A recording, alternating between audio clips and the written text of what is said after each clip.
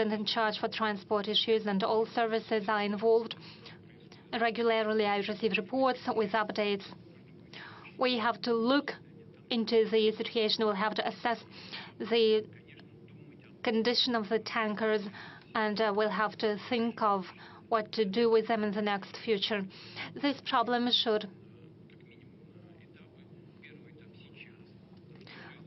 be, the works have to be conducted on several stages. First, we have to localize the leaked fuel.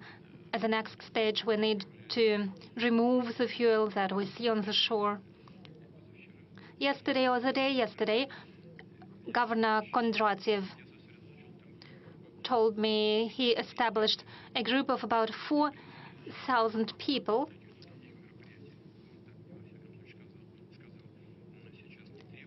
and according to him, no further efforts are needed, but if needed, they will be ready to deploy an additional team from the Ministry of Emergencies. The fuel, the oil fuel, has certain properties under certain temperatures. It is solid material, and it should be removed from the shores as such. But in May, parts of this material have sunk already, and when the temperatures grow, this fuel can surface up. So already now we have to be prepared for the temperature rise in the water, and already now we have to think about what we'll do in future in spring, and we'll have to think of bringing the tankers up to the surface. We have to organize this work. It will take time and effort, and we'll have to devise a project for removing these tankers with the fuel. The government is involved, and I hope that we'll lose no time. Let's take some questions from the audience. Mr. President, if you don't mind, I see a U.S. journalist. You have the floor, please. NBC. Just in the middle of this sector.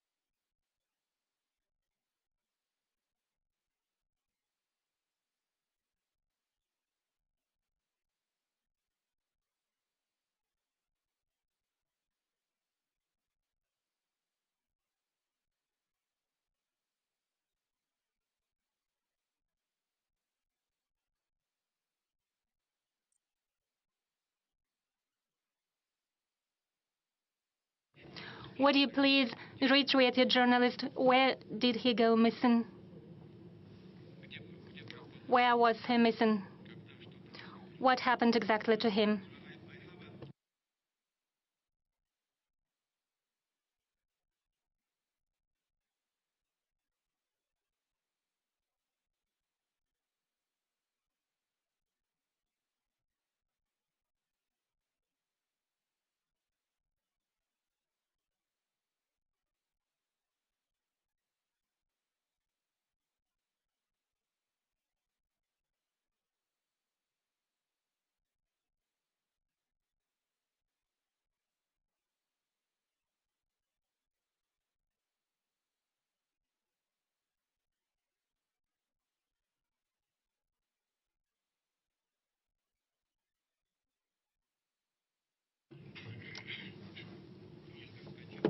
I see. Please take your seat. Well, frankly speaking, I haven't seen President Assad yet after he came to Moscow. But I plan to do so, and I will have a conversation with him. We are adults, we understand. 12 years ago, a person went missing in Syria 12 years ago. We understand what situation was in place 12 years ago. Active hostilities were ongoing from both parts, from both sides. Does President Assad himself know what happened to that U.S. citizen, to the journalist who performed his journalist duties in the combat area? But nonetheless, I do promise that I will ask this question to him. We can ask the same question to those people who are controlling the situation on the ground in Syria today. You asked what we can offer, or I can offer, to the President-elect Trump when we meet. I do not know when we are going to meet, because he does not speak about that. I haven't spoken to him for more than 4 years now. I am prepared for that conversation at any time. I will be prepared to hold a meeting as well, if he so desires. You said that this conversation will take place where I'll be in a weakened state. Dear colleague, well, I'm saying dear and distinguished colleague, because though despite all persecutions of our media, Russian media, you are allowed to work here freely. Isn't that good already? To you and to the people who pay your salary in the United States, we'd really like for Russia to be in a weakened state. I'm of a different opinion. I think that Russia became much stronger over the past 2 or 3 years. Why? Because we are becoming a truly sovereign country. We are largely independent of any country. We're prepared to stand our own in terms of economy. As for the economic growth rate, I have already spoken. We're strengthening our defense capacity. Our combat readiness of the armed forces today, and I'm speaking very confidently here, is at the highest, is ranked the highest in the world. The same applies to our defense industry. We're increasing the production of everything that's necessary for the army and the fleet, both for today and for tomorrow. We're doing that very confidently, actively. The same cannot be said about our adversaries. We already spoke about the success of our armed forces. This happens largely due to the increase in production of defense industry, in the output of defense industry of Russia. As I have said, we're doing that confidently and in a streamlined fashion. I spoke about the movement forward of our army at the line of engagement. How is this achieved? It is achieved by the presence of equipment that I have already mentioned. Yes, indeed, almost all of NATO countries are fighting against us.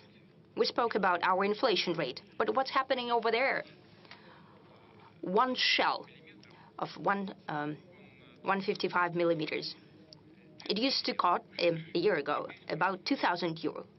Now it costs 8,000 euros. The price has increased fourfold. If the hostilities continue at the same tempo, not only 2% of the budget for defense, which was always done at the insistence of the President-elect Trump, will be enough for NATO countries. Even 3% won't be enough. The training, combat readiness, the morale of the Russian army is at such point right now that is unparalleled by any army in the world. Therefore, I believe that to a great extent, Russia today is in such a state that we have been trying to achieve. It has become stronger. It has become a truly sovereign country. And will make decisions without taking anyone's opinion into account, will follow only our national interests. You mentioned Syria. Well, you and those who pay your salary would like to present everything that's happening in Syria as a shortcoming or a defeat of Russia. I'd like to assure you that is not so. And I'll tell you why. We have come to Syria 10 years ago. So in order to prevent the creation of a terroristic enclave, the likes of which we have seen in the other countries, for example, in Afghanistan, in general, we have achieved our goal. Even those groups that used to fight with the Assad regime, with the governmental forces, they have evolved as well. It is for a reason that today many European countries and the United States would like to establish relations with them. If they are a terrorist organization, how come you're trying to do that? Then that means that they have changed. That means that to a certain extent, our goal has been achieved. We did not have ground troops in Syria. They simply were not there. We have 2 military bases there, an air base and a naval base. The ground operation consisted of the troops of the Syria itself and of some, and it's an open secret, of certain pro-Iranian paramilitary forces. We have returned the troops of the Special Operation Forces. We have withdrawn them from there. But what was happening at the time? When the groups of armed opposition came close to Aleppo, Aleppo was defended by about 30,000 people. 350 fighters entered the city. The governmental troops, as well as so-called pro-Iranian units, have left the city without fighting. They've blown up their positions and just left. The same happened with some exemptions. There were some hostilities there, but the same happened all around Syria. Previously, our Iranian friends used to ask us to provide transportation for their units in Syria. Now they've asked to withdraw their units. We have transported out 4,000 Iranian fighters to Tehran from Khmeimim base. A part of so-called pro-Iranian units left without fighting to Lebanon, part of them to Iraq. Today, the situation is quite complicated if we're talking about Syria. We expect and hope that the peace and calm will come there. We have established relations with all groups that control the situation on the ground and with all countries in the region. And the majority of them are telling us that they have an interest for our military bases in Syria to remain in place. We need to think about it because we need to decide for ourselves what will be the relations, our relations with those forces that are controlling the situation right now and who are going to control it in the future. Our interests should coincide. If we are to stay there, we must be doing something in the interest of the side who's doing there. What would be such interest? What could we do for them? This is a question that requires accurate and painstaking working through. But now, even now, we can do something using these bases as well. And we have proposed that to our partners already. Those partners who are on the territory of Syria and in the neighboring countries. We have proposed that we can use the air base of Khmeimim to deliver humanitarian aid to Syria. This was accepted with an understanding and with a desire to organize this joint work. The same applies to the Tartus naval base. Whoever would like to present Russia as a weakened, and as you're an American, I would like to remind you of a well-known writer and a person who said at a certain time. The rumors of my death are much exaggerated.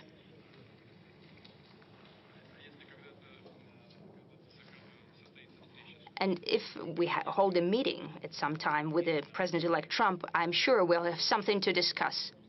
Mr. President, one more question about the death, the assassination of General Kirillov. Yes, the assassination of the general. You said that an attempt at assassination, and I am thankful to you for this, because you have acknowledged indirectly that this is a terrorist attack. Why? Because this is a murder committed by means that are dangerous to others. Kiev has conducted such terrorist acts and crimes against many citizens of the Russian Federation. Right now in Kursk, when they're shooting civilians, I mean the Kursk region, and done at the territory in other regions, your colleagues were killed. Terrorist attacks against journalists were conducted as well. I don't mean you personally right now, but I mean the Western journalists in general. We've never heard condemnations of such terrorist attacks. So I'm thankful to you right now that at the very least you have remembered that. Let's work with the audience as well, because we have tremendous interest. I see Tartar and BRICS and I'm sorry. I would like to address our American colleague. Do you hear me? Do you have any other questions? If you have any, go ahead and ask them.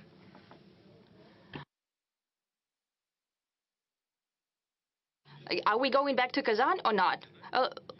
If you would think about them, if you can formulate them, then we'll go back to you then. And we'll talk to Tartars, then to Americans.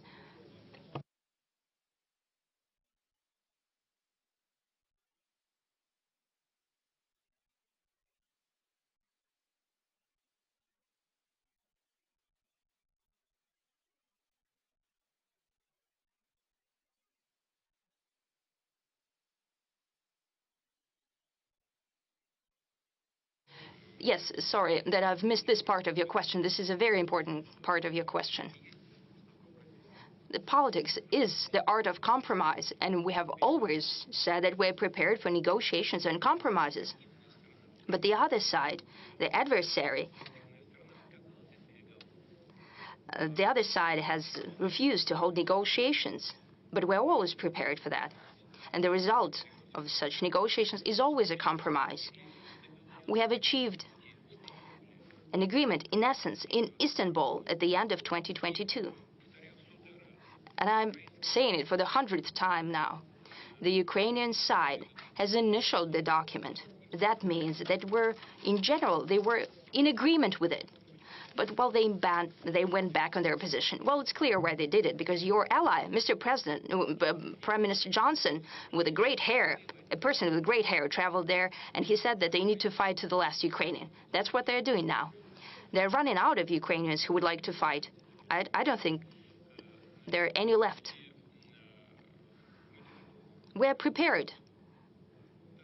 But the other side must be prepared as well, to negotiate and to compromise. Thank you. Go into Kazan. So we're done with the US. Let's talk to Tartars now. Thank you for this possibility to ask questions. Tartarian Forum. BRICS, after Kazan summit, has reached an unparalleled level. It's hard for me to remember such a gathering in Moscow. Dozens of heads of state, Narendra Modi, Xi Jinping, and so on. So your expectations about standing off to the Western world order, have they been fulfilled fully? And a follow-up question.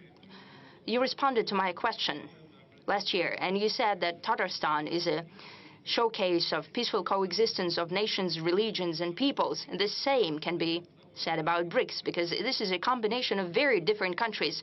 Hence the question, do you see an opportunity to create the headquarters of BRICS in Kazan, maybe of Russian part or of the organization in general?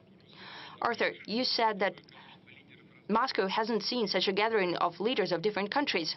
You're quite right. Yes, but they gathered in Kazan. So thanks to Kazan for giving us such a platform. This is number one. Now, number two, as for headquarters, we were not planning to create any. Well, there's several tools that we're creating that are working in the interest of the whole organization. Naturally, we'll use all opportunities of the capital of Tatarstan that were created there over the past decades. Kazan made a tremendous quantum leap in their development. Without an exaggeration, this is one of the best cities of Europe. And I say that with great pleasure. We're proud of Moscow. This is one of the largest and the best megapolises of the world. Kazan is also developing very fast and very successfully. I remember Mr. Mintemiev, we traveled with him to the outskirts of Kazan, and people used to live in dugout houses. It was just a pit. But I have to say right now that it's all so clean and wonderful and nice and beautiful. And right now the city is all but transformed. It's a wonderful city. It has built a subway system. I spoke to the previous leader about that, and the new leader has taken up the baton, working very actively. Kazan is home to talented people. There are people of different ethnic groups, of different backgrounds, who live in peace and in accord with one another, having respect for the traditions of one another, visiting one another during religious festivities. You're doing a great job. I can only congratulate you on that. But there is another thing I'd like to draw your attention to. You said that BRICS is developing as an instrument to counter the West, which is not the case. You are mistaken. It's not an instrument to counter the West. We're not working against anyone. We are working in favor of our interests and the interests of the organization's members. We're not trying to build any kind of adversarial narrative or agenda within the organization. The organization, however, is developing very rapidly. It's expanded. Its membership has become bigger, and there is a great number of countries who are showing interest in developing BRICS as an organization, because our work within BRICS is based on respect for the interests of one another. All issues are decided by consensus, which is of the utmost importance. There are no small or big countries within BRICS, no countries that are more or less developed. This is an association that brings countries together who have only one interest, that is their national development.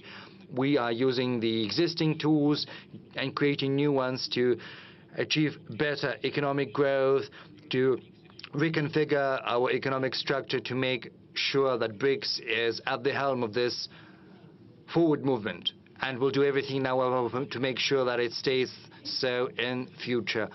Let's give our colleagues within the audience a chance to ask their questions. I see a new media. It's very popular, even though it's unconventional. It's called Readovka, Maxim Dolgov Readovka edition.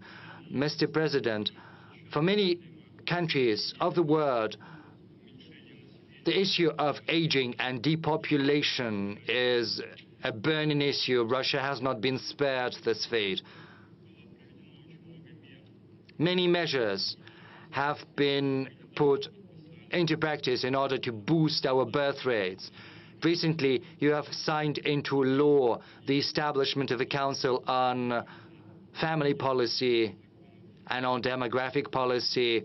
But what happens if these measures do not prove to be sufficient? We'll enhance them, we'll improve on them. Please sit down. This is a question of utmost import, and it's a key issue not just for Russia but for the rest of the world, because many countries across the world are facing the same problem as we are. During the Soviet times, the birth rate stood at around 2%. The birth rate is basically the number of children per one woman.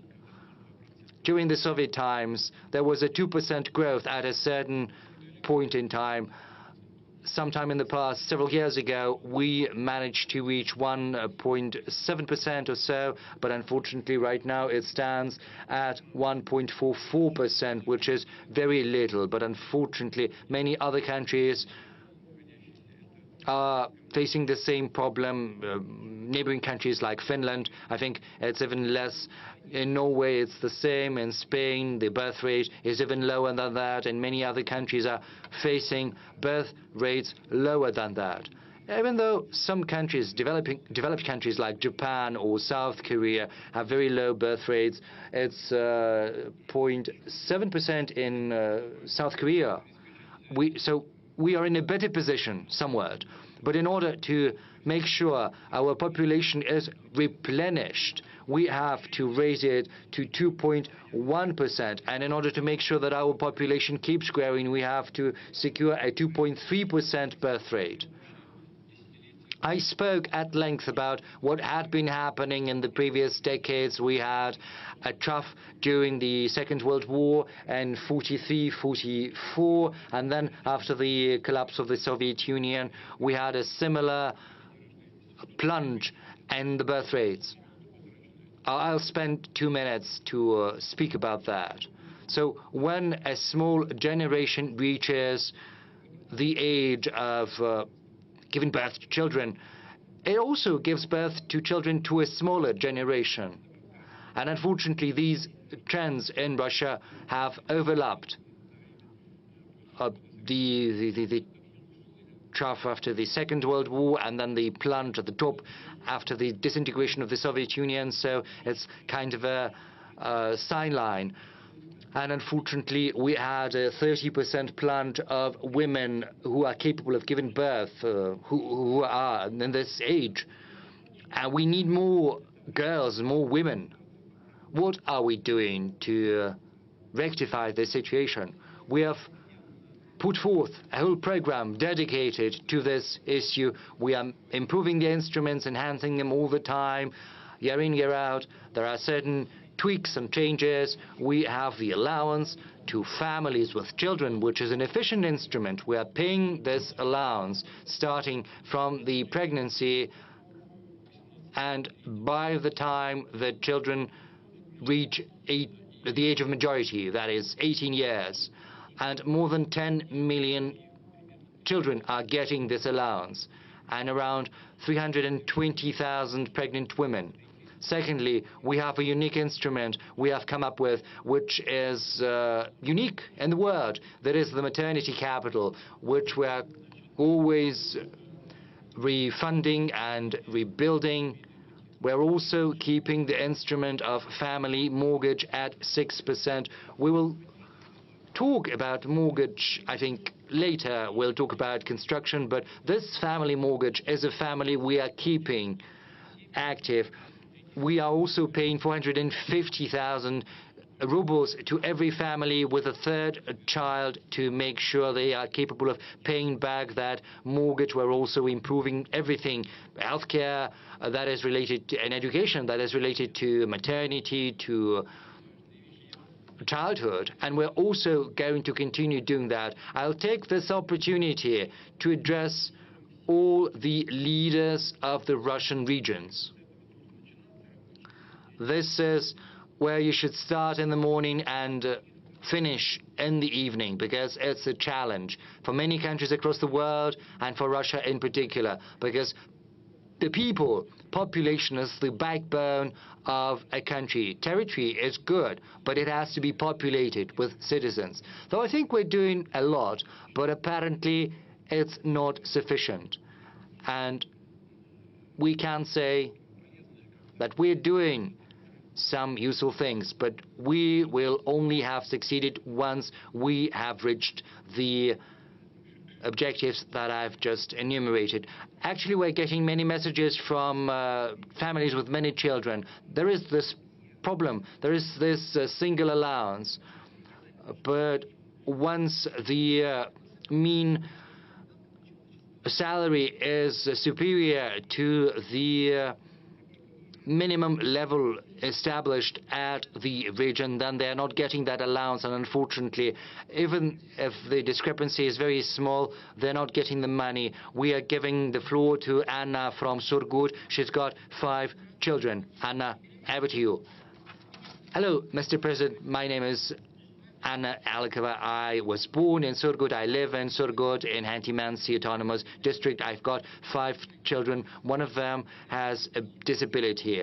Starting from July 2023, I've been applying for an allowance every month, but I'm denied that allowance because my salary is a little more than the minimum wage. Once it was 400 rubles. So when I get a pension for the child who has a disability, is that considered as part of my revenue?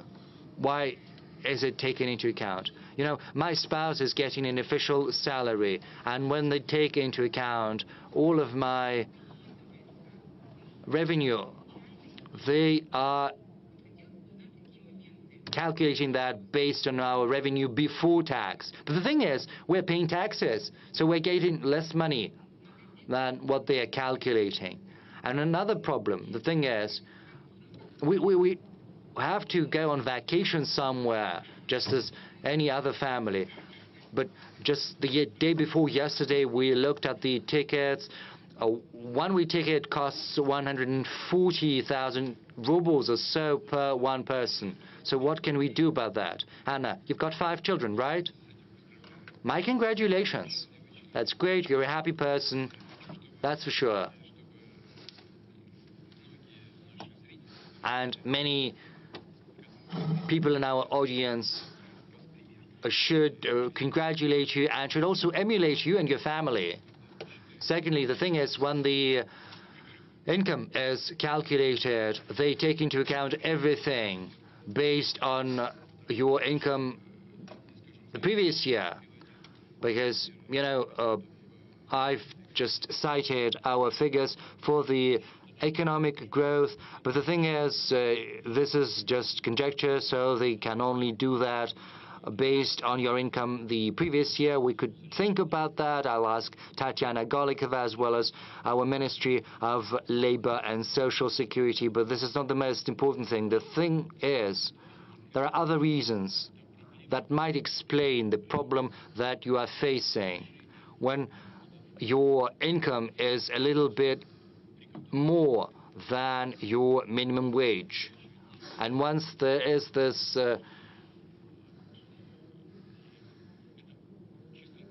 discrepancy, then you're not gonna get the allowance. This is a very formal approach. We were thinking about how to avoid this similar situation, the one your family is facing, and we have a solution.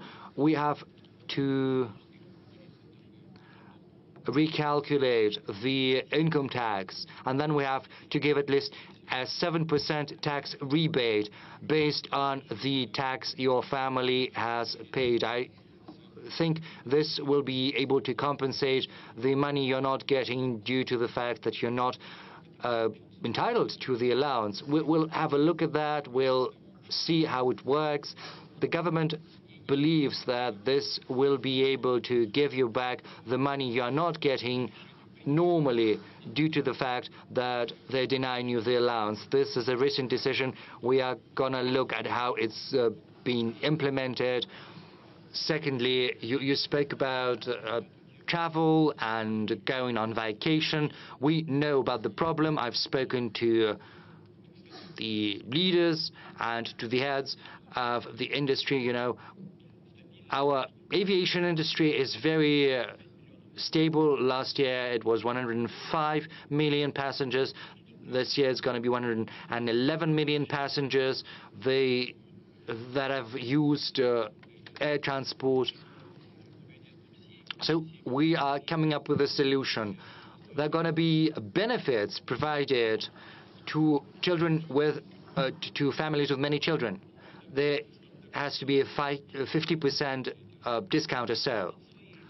But the thing is, air companies are giving their own benefits, but this is not a standard tariff, and it's just a little lower than the normal tariff, and they're kind of circumventing the rule. This practice needs to be stopped. I fully agree with you.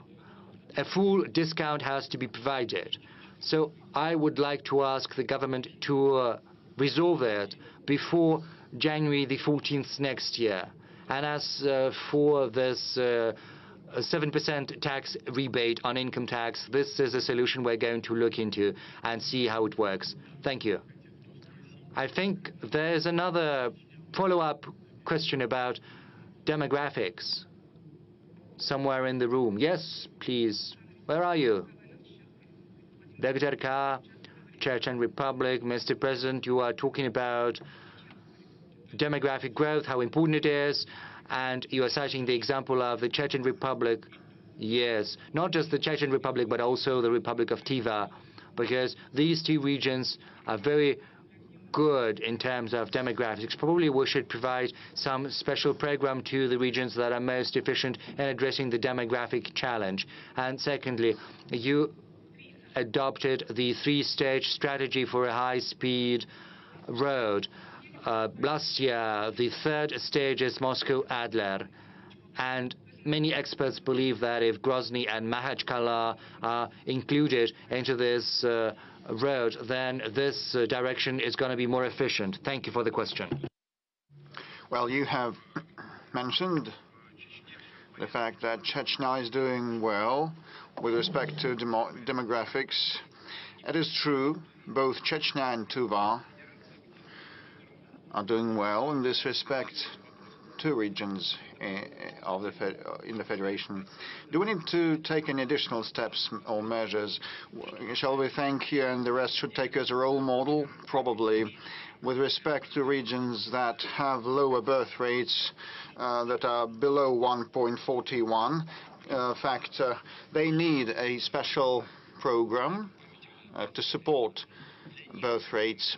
There are 35 such regions, and a separate program to the tune of 75 billion rubles for the next forthcoming years is planned. And as regards Moscow, Adler, Grozny, Makhachkala high-speed road, we have several issues to resolve. We need to resolve the Black Sea passage and the entrance to Sochi, the exit to Sochi from that road, and eliminate the traffic congestion in the vicinity of Adler. During the high tourist season, people spend hours in those traffic jams, and first of all, they built an alternate near Sochi, and the existing road is a bottleneck, and then the two traffic flows merge in front of Adler, and we need to resolve this bottleneck, widen that bottleneck to avoid traffic jams. So either there or during or on the spot next to Adler, Chechen construction companies will be working. As regards Grozny and Makhachkala, it is probably a proper thing to do, a good thing to do, a good idea. We'll think of it later. Next stage. Chechnya main roads. You had a similar question. I just don't want to offend people.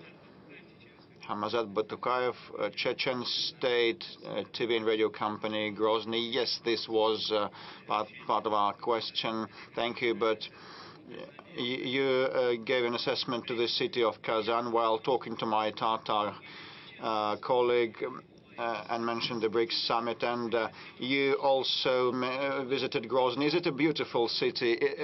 A wonderful, a marvelous city. It is a contemporary Russian marvel. You know, I flew over Grozny in those hard, dire years of fight against international terrorism. It was in debris, and with machine gun firing, and many people thought of moving the regional capital to Gudermes, but the first president and the incumbent president said no, because Grozny is the traditional capital for the Chechen people, and we will restore it. So the results since then are marvelous, and this is the merit of the incumbent president, and the entire Chechen people is credited. Also, their hard-working character, and look at the mosque, spectacular architectural edifices and forms. We take pride, we cannot but take pride in what has been done in Chechnya and Grozny over the past years. Congratulations on that. Thank you, Mr. President. I recall your words when you were at the mosque talking to the Mufti, and you said that the Islam and the Orthodox Christianity, all the conventional faiths, have one single root, moral root. And let me ask a question about the Russian Special Troops University. It now has your name. It's named after the commander-in-chief. What is your take on that university, on that visit? Well, I think it is very useful, very instrumental, and Russian Guard forces have been using that, and fighters from across the country are trained there, and some of the fighters that are now in the conflict zone from Chechnya and from many other regions, they were trained in that center, which plays a pivotal role in enhancing the defensive capability of the entire nation. Okay, I can see our Chinese friends from Xinhua agency wishing to ask a question. Mr. President, good day. My name is Juan He. I represent Xinhua News Agency. So glad to ask a question today, to be able to ask a question. I have two questions. The first one, what is your take on the current state of the development of the Chinese-Russian relations? Will you tell us about the main outcomes of the cooperation between our countries? And my second question, next year, China and Russia will mark 80th anniversary of the victory in World War II, and 80th anniversary since the United Nations were founded. According to your opinion, what is the role of interaction and coordination between China and Russia in maintaining global strategic stability and international justice? Thank you very much. Well, we speak a lot about the bilateral interaction of China and Russia. Next year will mark 75th anniversary since the diplomatic ties were established. Over the past years, a lot happened, and we've gone through a lot together. And in the recent decades, the level and the standards, the quality of our relations have reached an unprecedented level, never seen in our history before. I'll mention the economic component, but this is built on mutual trust and confidence. All that we do and the way we act is built upon full trust and confidence on both sides. We do nothing that would run counter to our interests, and we have been acting in the interests of the Chinese people and the Russian people. And as regards economic interaction, well, we have 220, 230, or even 40, according to the Chinese statistics, of billion USD of mutual trade, which is very good. Over the past year, despite the high base, we still have seen a moderate pace of growth of about 3%. And my second point is about investments. We have around 600 projects of mutual investments to the tune of $200 billion, so which means that our future interaction is safeguarded, and another important component is cultural and humanitarian interaction. We hold dual years of culture and youth exchanges that are very important for specific cohorts of our population, and this is the foundation for economic and political interaction. Also, our regional interaction is of significance. Heads of regions speak to one another. And Malta and vodka is on the table, but you know, they know the happy medium. They don't overkill, so they have some personal chemistry. I mean the residents of the regions, neighboring regions, and student and the university exchanges also take place. Then, mentioning the great patriotic war, Russia and China were the countries that suffered most during the Second World War, but still gained a victory. So the casualties were colossal. We lost 25 to 27 million people, and China lost even more, around 30 million people in casualties. So the things that the Japanese militarists did on Chinese land are horrendous, and the Chinese people went through that ordeal, and we stood side by side then, and we stand side by side now, which is a most important factor of global stability. And originally, the United Nations was established for the sake of this stability, and the Permanent Security Council members include Russia and China, and we almost always coordinate our approaches on international arena. And definitely this is a very important pillar of international affairs, so we'll keep acting in this vein.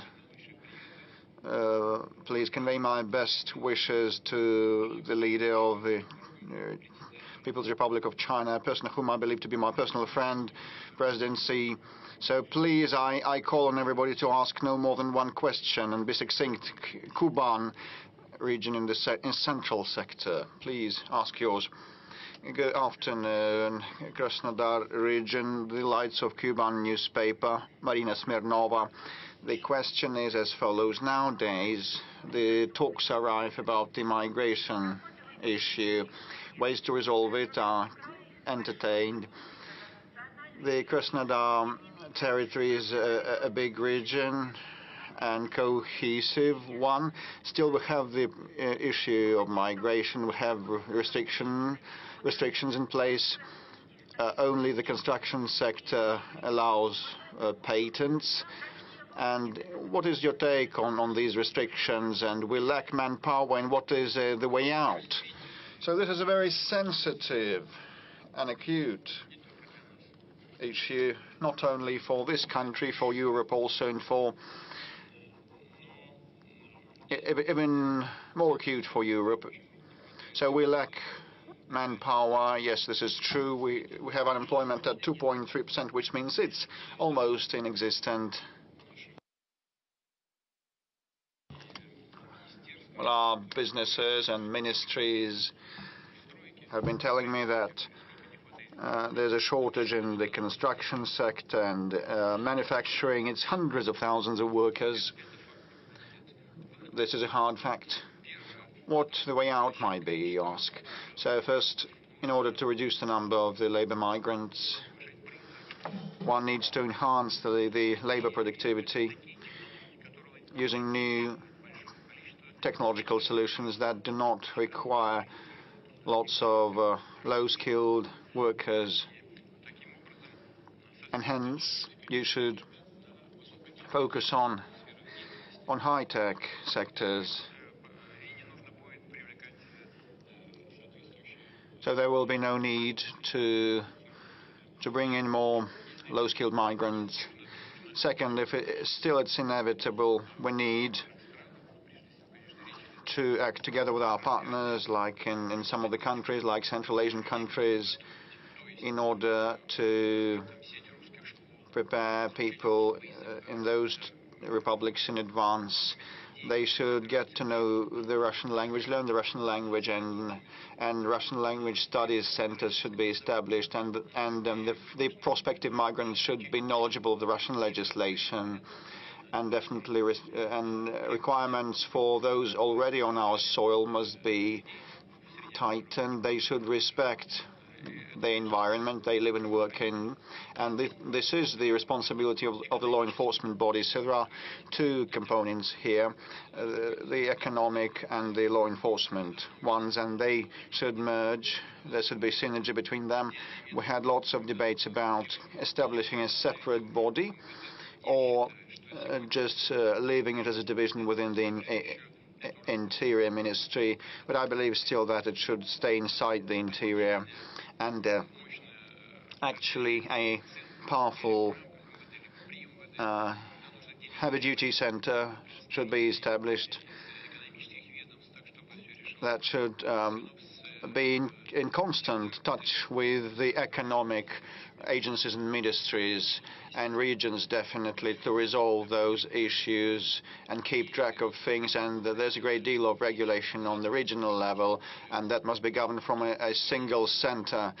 And later on, as the situation gets mature and they acquire new competences in that center, a brand new agency may be established in the future, but it should have the law enforcement component and the economic one.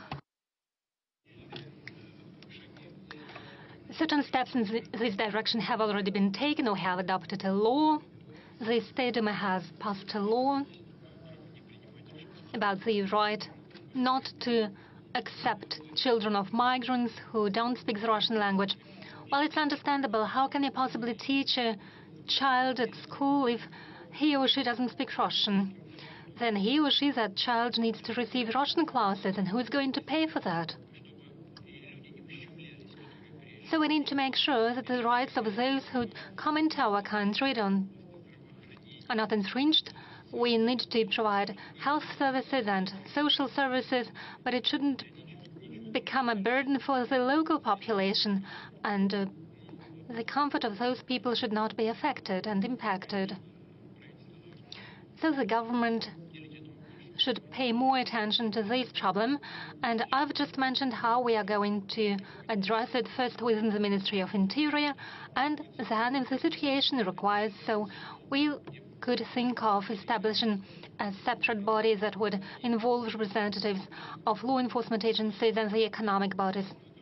Mr. President, we have monitored the situation with migrants. It is indeed a very acute and complex question, an issue, but we've received many questions from those who travel into our country, and not only those who come to earn money. In many cases, those are Russian people who want to return to their homeland, receive a Russian passport, and become full-fledged citizens of the Russian Federation. We received such letters from Ukraine, from Belarus. There are many Russian people in those countries. We received equal questions from Germany. For example, Lev Zebel, who left to Germany in 1990 and returned to Tarusa in 2006. Had a similar question. He stayed for many years in Russia, but he cannot receive the Russian citizenship. According to the explanations given to him, only President Putin can grant you citizenship, because we don't have sufficient legislation. Only after he wrote a letter to Vladimir Putin, he was told what documents are required. So it looks like the situation is on its way of being resolved, but we would like to see a successful end to it. Well, indeed, citizenship is granted by presidential decrees, but it is a formal act that has to be prepared on the local ground, on the local level. But you raised some issues that fall into the category of work with compatriots. That is, those people who feel themselves to be part of Russia. They speak Russian language. They consider themselves to be part of our culture, part of the Russian world.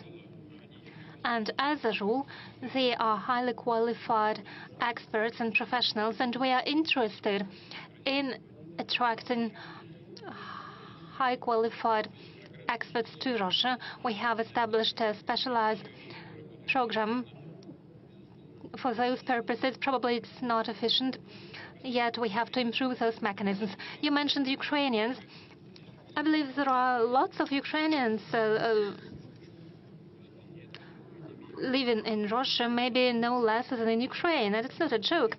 I'm talking about those people living in new territories in Crimea. Those are millions of people. And I believe we have as many Ukrainians living in Russia as they are living in Ukraine. We can only welcome it. Those are people of our culture. They are part of our people. Those mechanisms that I've mentioned need to be improved. There's no doubt about it. We are interested in seeing more highly qualified people come into our country, and those people who are the carriers of our traditional values. Well, it's difficult to define, but in order to make this work effective and efficient, we have to continue our efforts. And please give me the specifics of the person you've mentioned. We'll provide him any assistance. Right in the beginning, we said that we have artificial intelligence at our disposal, and it assisted us in choosing the most relevant questions. Housing is one of the most acute topics, and if you look on the monitor, you see that this topic ranks #1. Now we are going to show you a video question from a young people from Krasnodar. Mr. President, for 3 months, we haven't been able to receive a family mortgage. Either the banks are out of limits or they increase the initial payment from 20 to 50%. What's the future of family mortgage? Because right now it's very difficult to obtain it. And apart from family mortgage, it is almost impossible to receive an IT or rural mortgage. Banks run out of limits, and they don't want to approve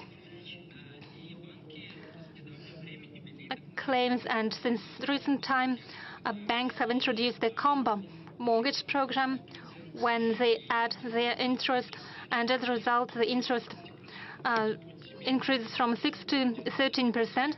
So they simply don't want to provide mortgage loans under the family mortgage program. Thank you very much for raising this question. Well, it's a shame. It's outrageous. It shouldn't be the case. And we've already discussed it with the government.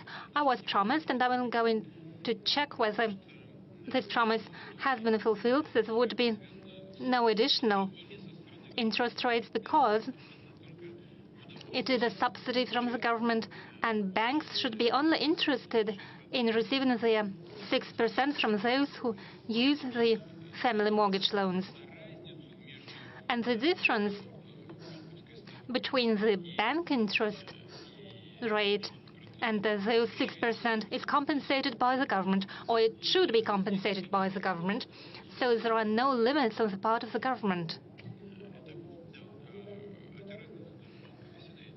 So the difference settles down in the banks. It means a significant income for them. If they deny an application, it means that the government doesn't send a subsidy to the banks. I'm going to check on it, but we agreed there will be no limits. That's my first point. The second point, as for the 3% family mortgage loans, and the ratio is 3% for the rural mortgage loans and 3% for the family mortgage loans. Last year, we constructed 110 million square meters of new housing. It is a record since Soviet times. 50%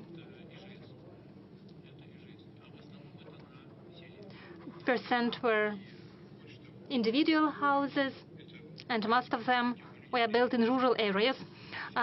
People aged about 40 years take these mortgage loans. They move into rural areas, settle down there, they build families, and these mortgage loan programs should have no limits.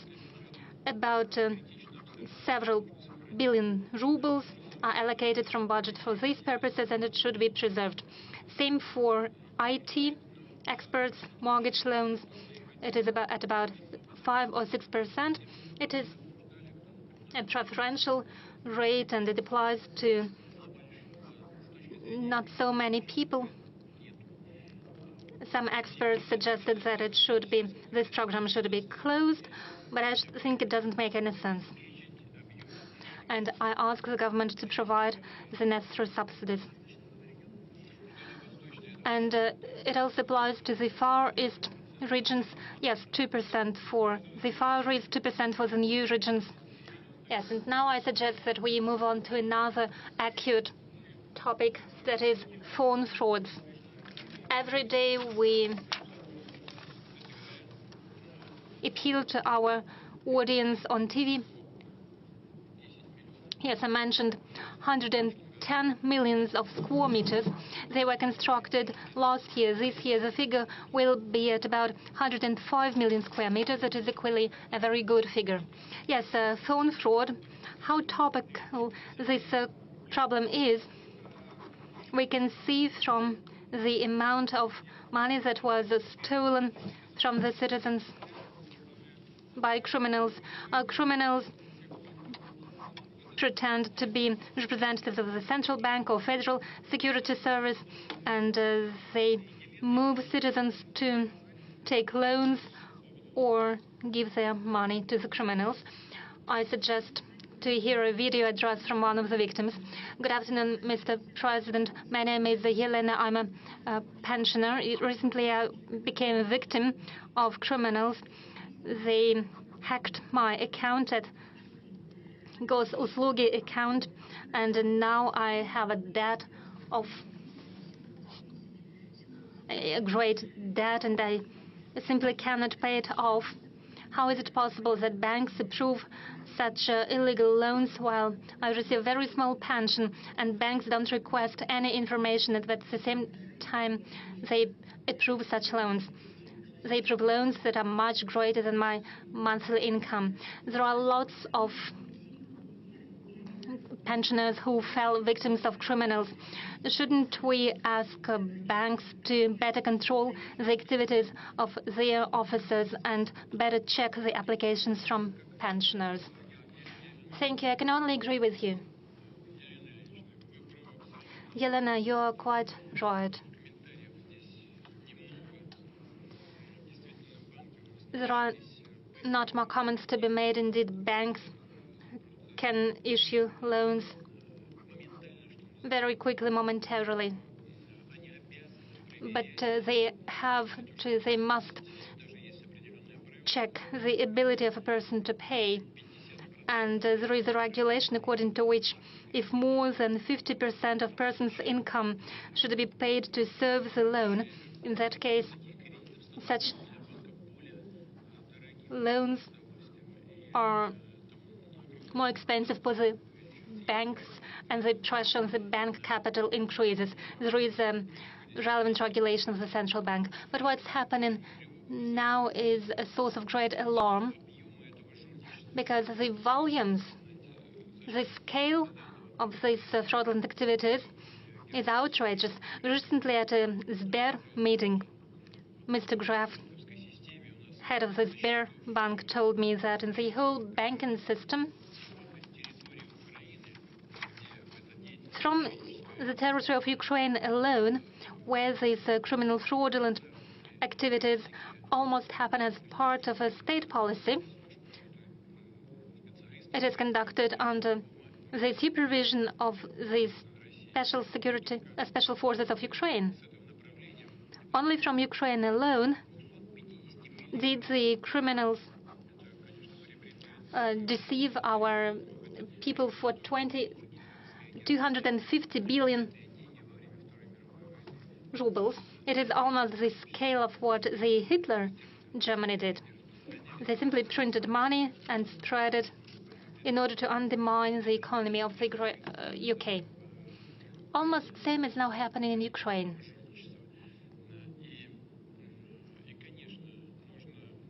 And of course, we have to supervise the situation. We should keep it in focus of our attention.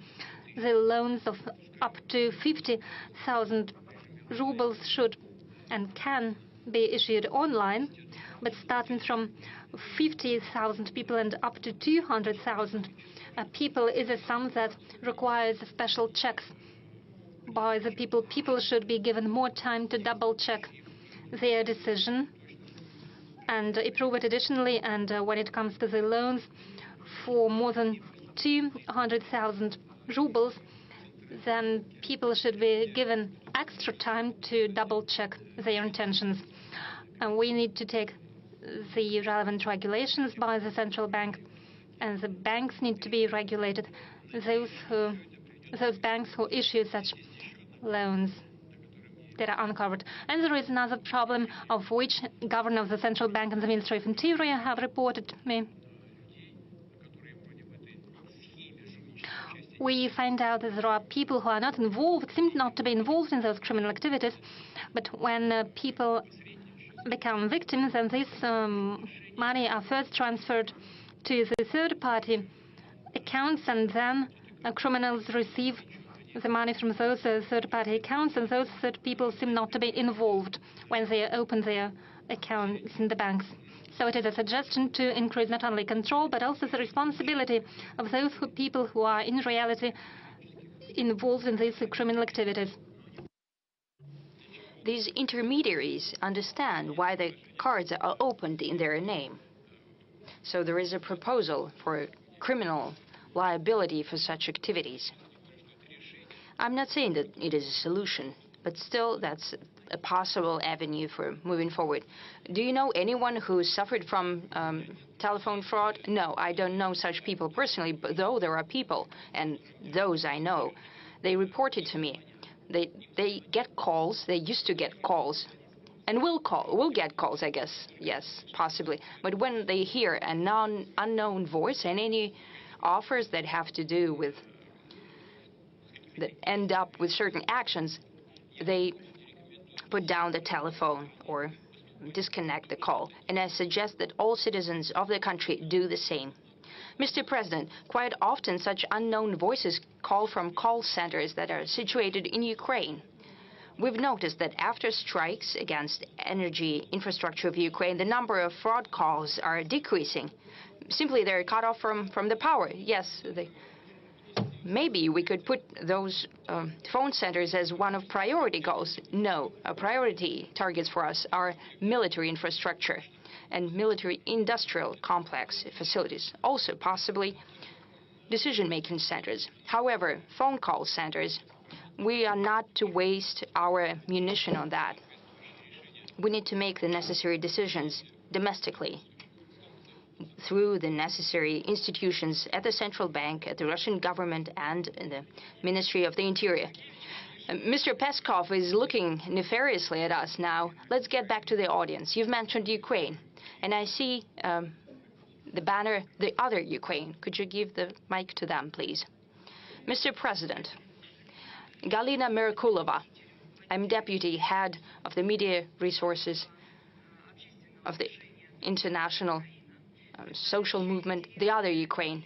We represented the interests of millions of Ukrainian citizens in the Ukraine itself, unfortunately still under the control of the Kiev regime, as well as in Russia, European countries. We have opened 55 branches of our organization. Our movement believes that, the other Ukraine believes that the only way to save Ukrainians from the criminal, illegitimate regime of Zelensky, which has usurped the executive, the legislative, and judiciary authorities, is to unite the two peoples, the Russian and the Ukrainian. What are the conditions for you to begin the negotiations with Kiev? If not with Zelensky, then with whom? One more important aspect. Right now, Ukraine sees the persecution not only of the Orthodox Church, of the Russian Orthodox Church. It is basically eliminated. What do you think about that? Do you think that the position of the Russian Orthodox Church has been undermined? Yes. Okay. Now, first and foremost, please sit down. About the illegitimacy of the regime, I have already spoken on the topic. As I understand, the inspirator of this movement, is this an organization or the other Ukraine? It's a movement. Okay, it's a movement. Inspired by Viktor Medvedchuk? Yes. Yes. We don't see each other. But I know that he also thinks that. Why is the regime illegitimate? And I'll repeat myself once again. The constitution of Ukraine does not have an indication of a possibility of the extension of the mandate of the president, even during the martial law. There is just one authority, that is the representative, the council, that is Rada, the parliament, and their mandate can be extended during the martial law if necessary, without elections. And I understand that you know it. The thing is that the government, the whole governance in Ukraine is built around president who appoints the downward executives and authorities. That is the leadership of all intelligence and army institutions.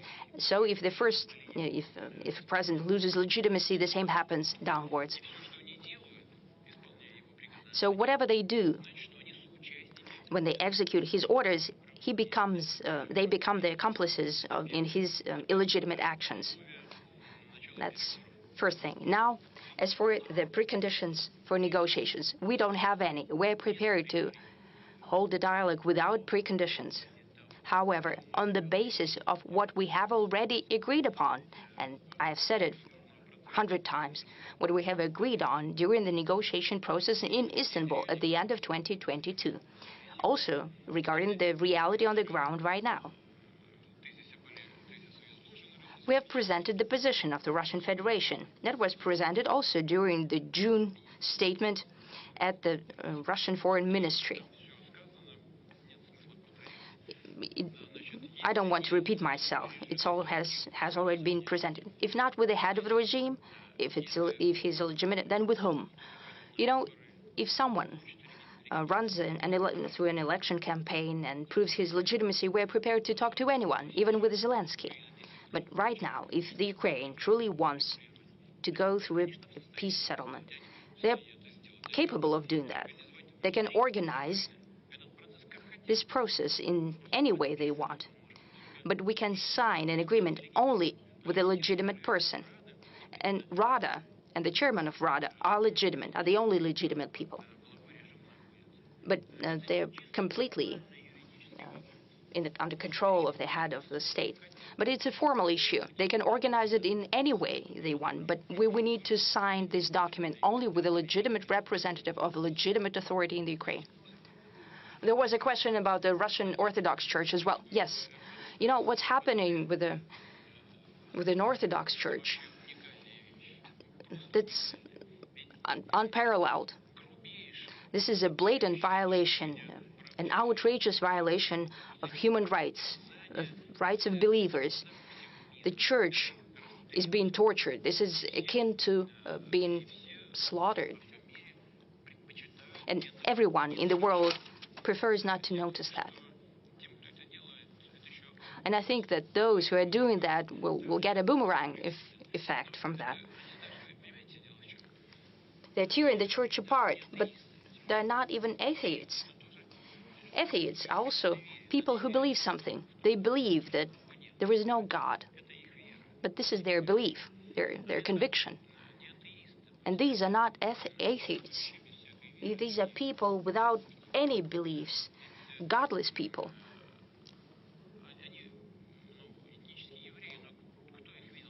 They're ethnic Jews, but has anyone seen them in a synagogue?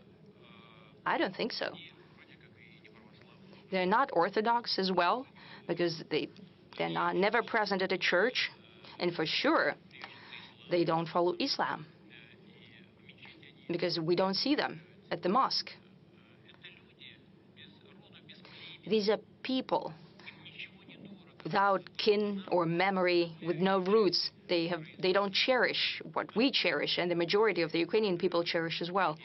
They won't go to church, they will go to the beach. And I think it's their choice. And I think that at some point in time, they'll remember this. And the people in the Ukraine, and the majority of people in the Ukraine, have something to do with the Orthodox Church. They will evaluate their actions. 2 or 3 questions to the audience. I cannot help but give the floor to Purga Radio, or the Blizzard Radio. Blizzard Radio, Chukotka region. Anastasia Lavrentieva, thank you for this opportunity. I'm looking at the screens, and they're showing the relevance of topics for the regions. And I get confirmation that my question is truly relevant and concerns many citizens of my region. It's about the internet and communications. We in Chukotka have high-speed internet only at the capital of our region, just one city. Other citizens of the region do not have such benefits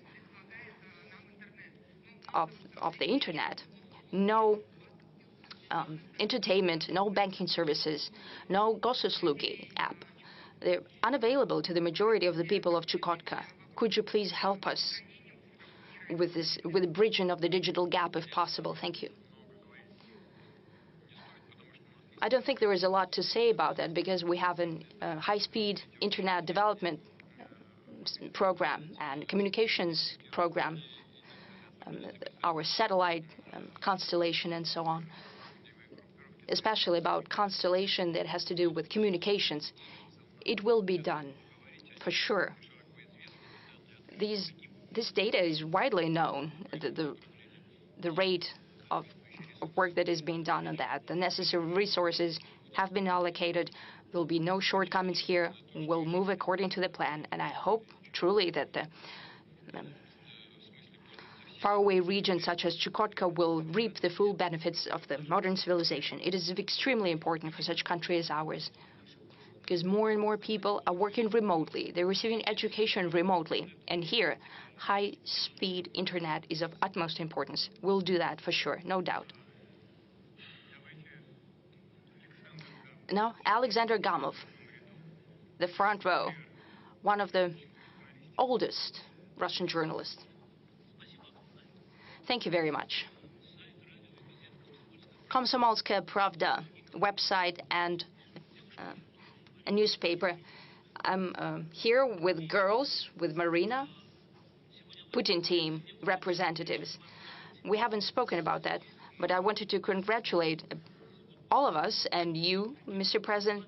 I think this is the 20th press conference, though colleagues trying to correct me here and saying that it's 21st press conference.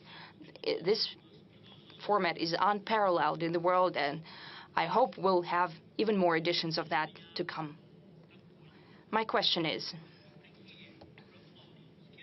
contrary to the skepticist prognosis, the presidential program, Time for Heroes, did not become just a single-use program, just a rubber stamp program.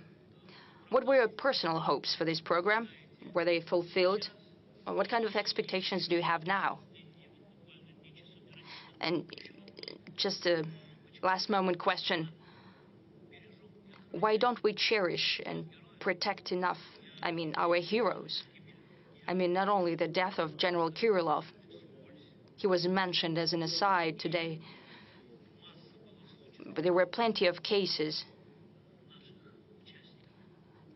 when our participants of the special military operation were offended, or later the law enforcement interfered, but there were many cases. Now more to the Time for Heroes, the program. I represent the heroic newspaper Komsomolskaya Pravda during the Great Patriotic War. This was a newspaper with frontline correspondents. And right now, since 2014, we have been producing a newspaper in Donetsk and Donbass and Luhansk as well, from the front lines. Next year, we're celebrating 100 years on the 24th of May. My colleagues asked me to give you the invitation for you to come to us. We have Mikhail Petrov here, and he spoke how we celebrated 120 years of TOS. And they received an order. We're waiting for you on the 24th of May at 12 a.m. sharp. Will you come? I will try. Thank you very much for the invitation. Komsomolskaya Pravda newspaper is part of life. Please sit down. This is a part of life of many generations of our citizens. People wake up with this newspaper. That was a morning routine for many. They read it throughout the day. It's becoming more and more modern mass media. It works in all information spheres. This is a lodestone and objective media, and I'd like to congratulate you with the results of your work. Thank you for the invitation. Now, as for the Time of Heroes platform, I spoke that I came up with this idea after meeting students and also participants of the special military operation in St. Petersburg. I sat there and it occurred to me that I had in front of me the people who were the future of the country. And that's when it occurred to me to build this platform. I won't hide it. I came back to Moscow. I spoke to my colleagues. I asked the administration to work this through, and they came up with the name, the Time of Heroes. And I think it's very apt. 43,000 applications came in during the first stage. And of course, we went forward with a very rigorous selecting process. Just 83 applications went through to the next stage. We need to make sure that they've got the education, they fit the parameters, because they will have to work, and the government and big companies and municipalities, ministries and agencies. I spoke about this during my meeting with United Russia, but I have to say all of them, every one of our people fighting for our country and the special military operation are worthy, but we have to make sure that they fit the field they want to work in, because they need some experience, education, because it's one thing fighting for your country and another working with people. You have to have a certain predisposition as well as a talent, because these activities are somewhat different. And we have to choose the people who are willing and capable of working there. And so far, there hasn't been a single hiccup. All of them have fit perfectly. Right now, we've launched the second stage. 15,000 applications have already been filed. The period for applications has been extended until mid-January, mid-February, or something like that. And this process will keep going. As far as the first batch is concerned, many of them are working. Some of them have been appointed as heads of Russian regions. Many of them have found themselves in business, in entrepreneurship, in the government of all levels, federal, municipal, regional levels, working in big companies as well. And I would like to reiterate something that I spoke about during the United Russia Convention. I've recently visited a rehabilitation center. There are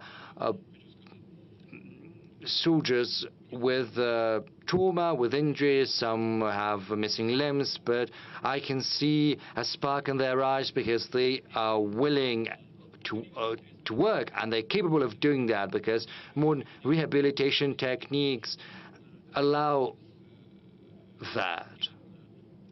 They can work in a fully fledged manner without any health restrictions. The only thing they need is a helping hand. You know, I remember the face of one of those guys. He said, yes, I understand, I do not have the education, I have neither education nor experience, but I want to do that.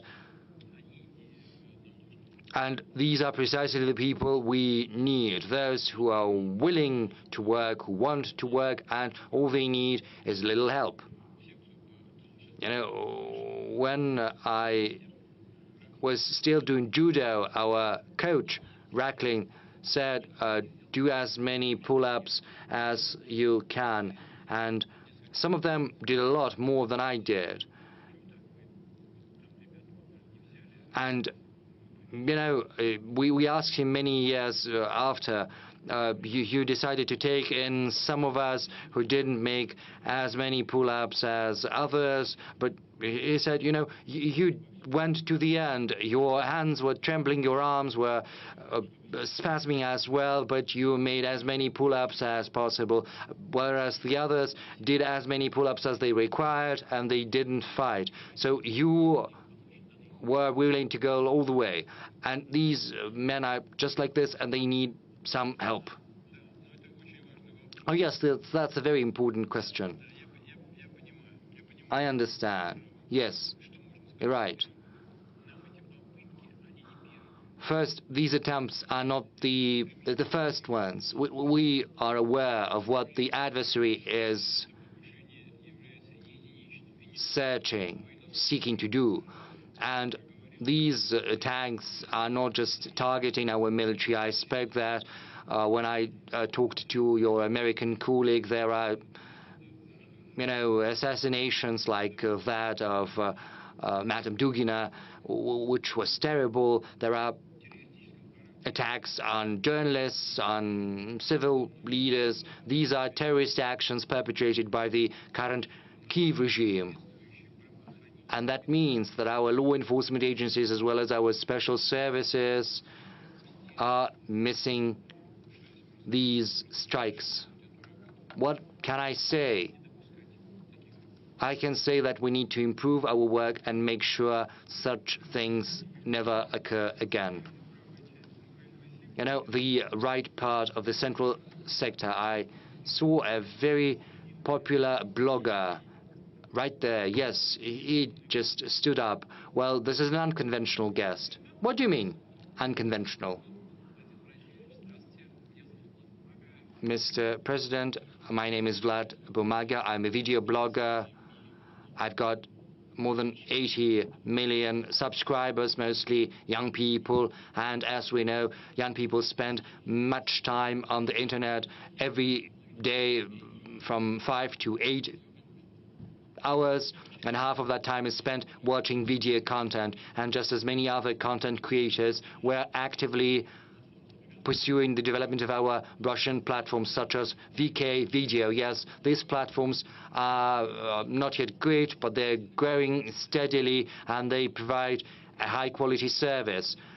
Which brings me to the question, why block YouTube when our platforms are doing quite well on their own, because they're competitive and they provide good conditions, good terms for authors and content creators, and we can post content there and broadcast our ideas, our narratives to a wider audience than the Russian-speaking audience.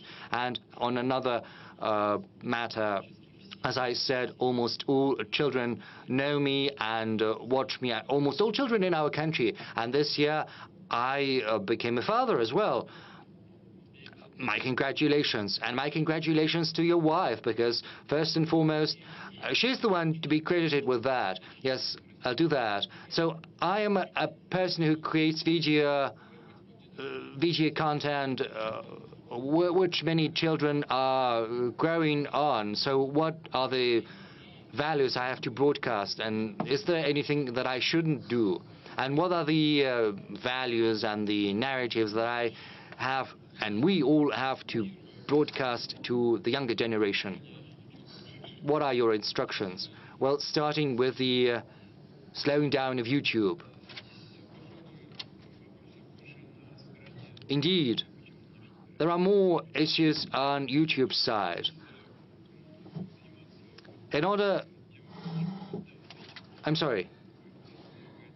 Vlad Bumaga, is that your pseudonym? Is it your pen name? No, it's my real surname. Oh, great. Bumaga, because, you know, it's the Russian for paper, and we know that paper is stronger than stone. You said 80 million people, which is unparalleled. That means that the content you're creating is in line with the expectations of these 80 million people who are following you. This is the fruit of your creativity, and I would like to offer my congratulations to you on that. Secondly, Google is the one owning YouTube. When Google was creating its network in Russia, they set up subsidiaries, the legal entities that created those services, and they had to be maintained. So Google was working through these subsidiaries. Once the West started slapping restrictions on us, Google started diminishing its funding, and it also reduced the supply of equipment, thereby creating problems for itself. Moreover, Google needs to be in compliance with our legislation. They have to avoid any type of wrongdoing. They shouldn't abuse the internet network to secure foreign policy goals of their respective governments. Say, when you are watching for some topic, for music, for culture, and all of a sudden your search result gives you links that have no relation whatsoever to culture or music. Rather, these links lead you to some propaganda of a political platform or something like that. Or they are trying to take out of circulation the names of our artists, our bloggers, or political leaders, which is all something that constitutes a violation of righteous legislation, and hence the grievances the Roskomnadzor has with them, that is the organization that is responsible for the control and the supervision of the internet. If they're in compliance of our legislation, they can come under some restrictions in their respective countries. But if they want to work in Russia, they have to comply with our law. And, you know, you say that nature abhors vacuum, so YouTube, Telegram, VK, all of that is growing rapidly. And if YouTube understands that and tries to reconfigure its presence in Russia, then they will have no problems here whatsoever. Now, as for the material we need to use to rear our children, I'm confident, Vlad, that giving such type of advice is basically pointless, because people like you, especially now that you have become a father, now that you have a child, you feel this weight of growing responsibility. You feel responsibility towards your child and towards the future of the child, as well as to the country your child is going to live in. And this sense of responsibility is going to serve as a beacon for you. And it's got to be even better than any instructions or advice I might provide to you with regard to what I think is useful for the future of our children, or what is perilous and nefarious for our children, and which is something you have to fight, not because this is what I instruct you to do, but because your heart tells you to do that. Unfortunately, I skipped TV3. I'm sorry. Since we're talking about children, we've got a young girl, a young lady there, duping families with children, maybe the allowance. Well, I'm going to tell you. My name is Yelena Usmanova, Mr. President. I'm from Tatarstan. Yes, Tatarstan once again. An online newspaper. First, thank you for choosing Kazan as the venue for BRICS summit, but my question is not related to that. There is a group of fraudsters who have duped hundreds of families in Kazan who were dreaming to have of having children of their own. They drew out a mortgage with government support, but their houses have never been built. So I'd like to ask you whether they will get any help, as you in the past provided help to those who paid for their housing before their houses were built. Because right now, these families have to pay back their mortgages. So when will people get support rather than the banks? Well, please stay there, please, with the mic.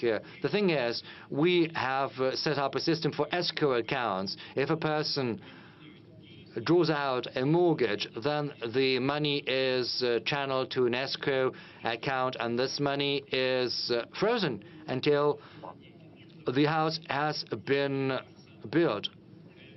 I'm talking about individual houses, not apartment houses. The thing is, individual houses are in compliance with this program. It's the same. It's 3%. And, you know, we built 105 million square meters last year, and 50% of that was accounted for by individual houses. But the money was supposed to stay in the escrow accounts. Where did the money go? I do not understand what you're talking about. Well, this is what we had in Tatarstan. Hundreds of families ended up in this situation. Where did the money go? Can you tell me? I don't know the details. What's your name? Lena. Yeah, Lena, those details matter a lot. Let's get to grips with it. It wasn't about escrow accounts. Lena, it may be probably the case when people are hoodwinked and their money is taken from their accounts, and probably we should compare and contrast it with other cases of similar kind, and we should prevent such cases. So we need more detailed information, because I'm not in the know, because these are very important things, and we should rectify such flaws.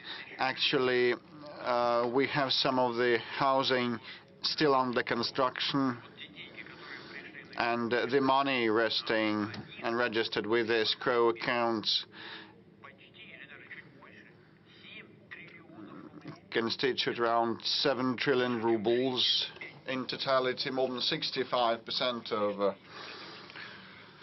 what is needed to complete the construction of the purchased houses.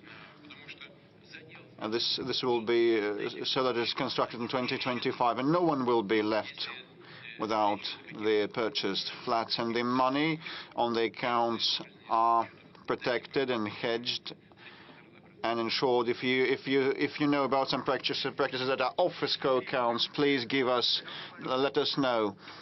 TV3 or Turkey. We will come back to you later.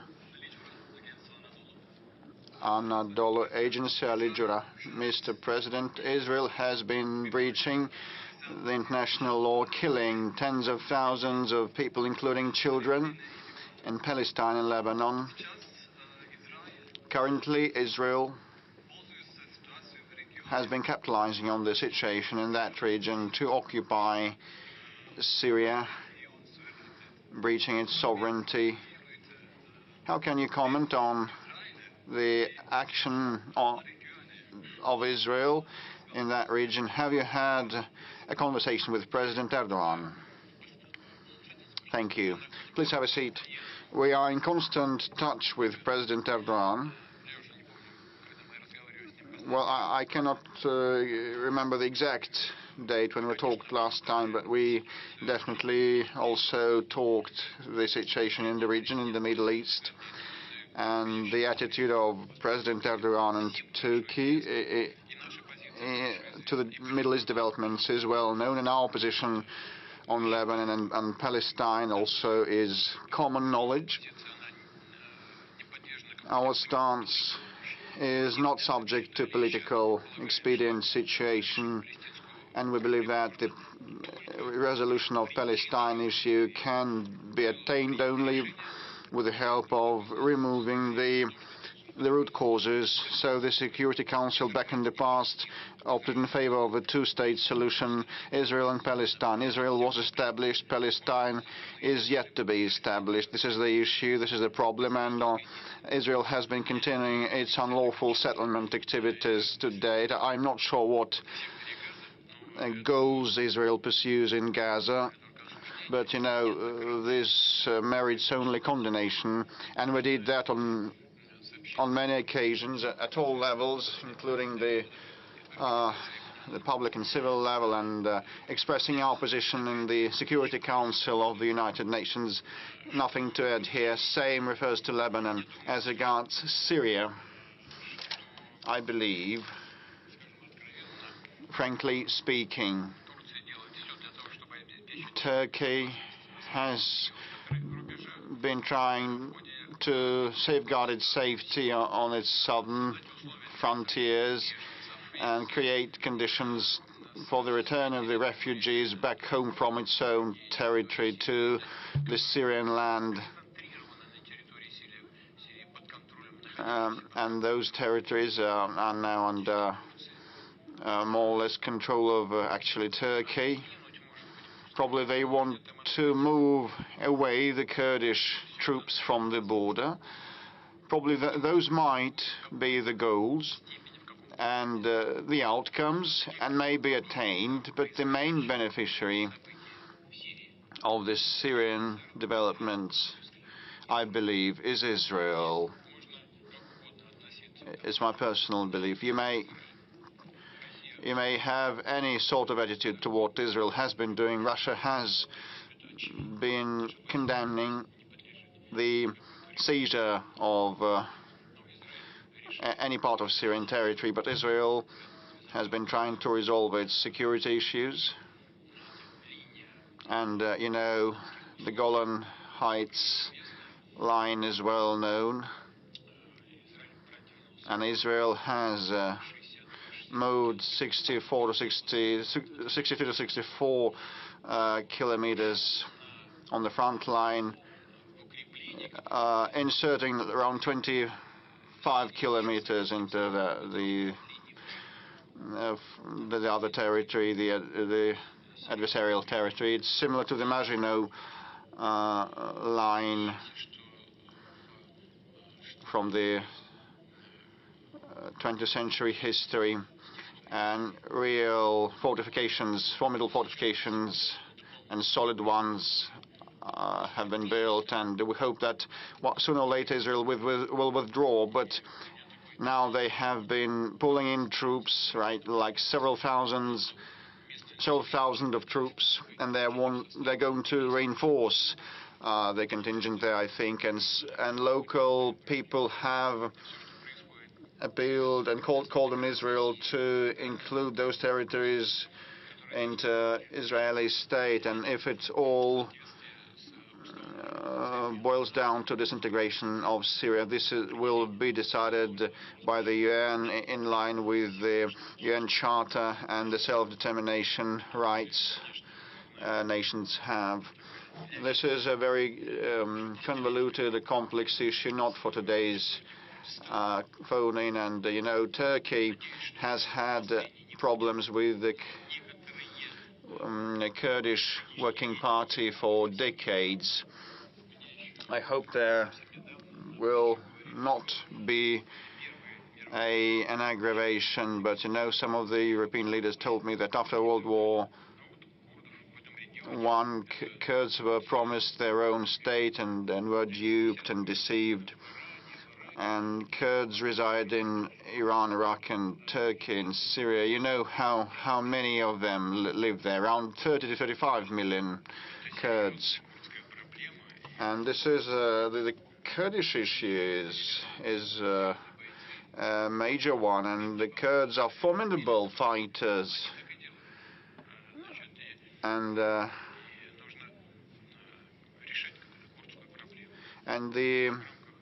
the Kurdish issue should be resolved, and it should have been done under President Assad, and it should be done with dealing with the current authorities in control of Syrian soil, and Turkey also needs to ensure its security. This is not for today's event, but there will be lots of issues to resolve. But we abide by the international law, and we believe that all nations, all stakeholders' interests should be safeguarded, including the current Syrian authorities. On this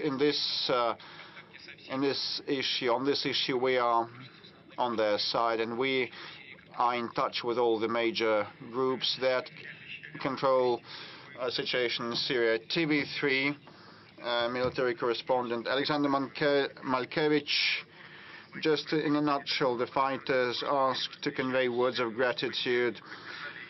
Last week you met with Human Rights Council members and supported the idea of creating the Museum of Special Military Operation. This will be our media oreshnik, so to say, and our legendary Leningrad regiment has been rendered the name of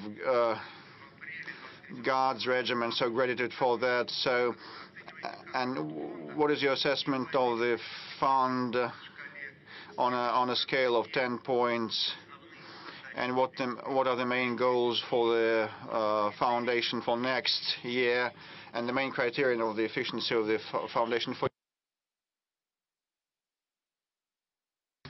Have a seat.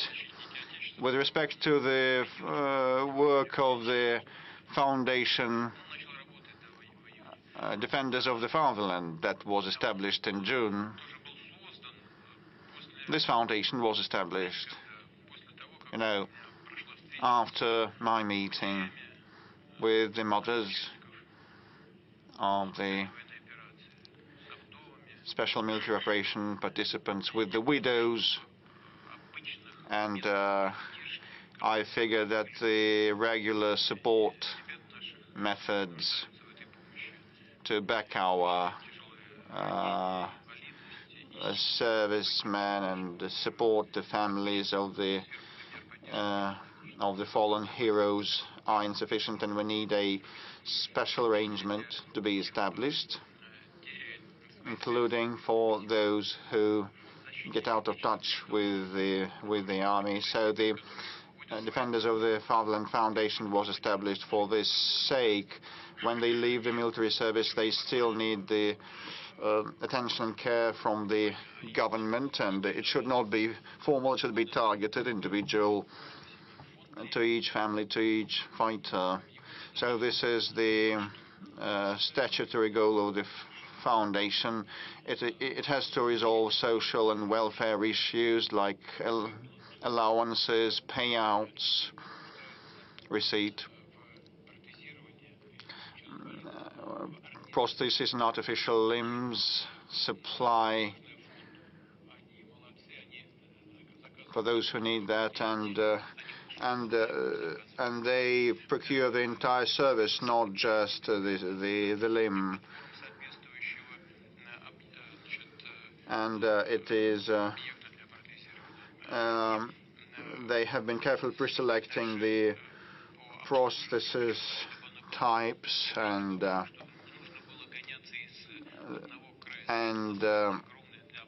post-operation care also is part of what they work on. Still, some of the patients have to travel far and wide across the country, and they have to resolve that. I talked with Anna Yevgenievna Tsivilova, who has told me that now the requests start coming from the fighters with respect to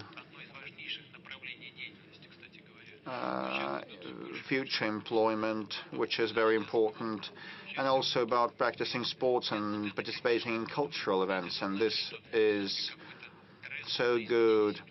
So it means that we are seeing a change for the better, which is very good. But, you know, future employment is the overarching objective of ours, because those servicemen and ex-servicemen are so enthusiastic and they want to be trained for a peaceful life, or sometimes they can stay with the military and work at the draft commission offices, and they may move to the IT industry or work in sports, in military or civil sports. There's a great number of opportunities given the level of technological advancement and individual wishes. And overall, they have been successful. There are still some issues and some issues remaining, but some of the people working there were directly related to the military operation. Those might also be widows of the fallen fighters, or mothers of those who still are on the battlefield. So these are caring, non-indifferent people, and the servicemen that came back from the front line also work in that foundation. This is why it is efficient in its operations. I didn't want to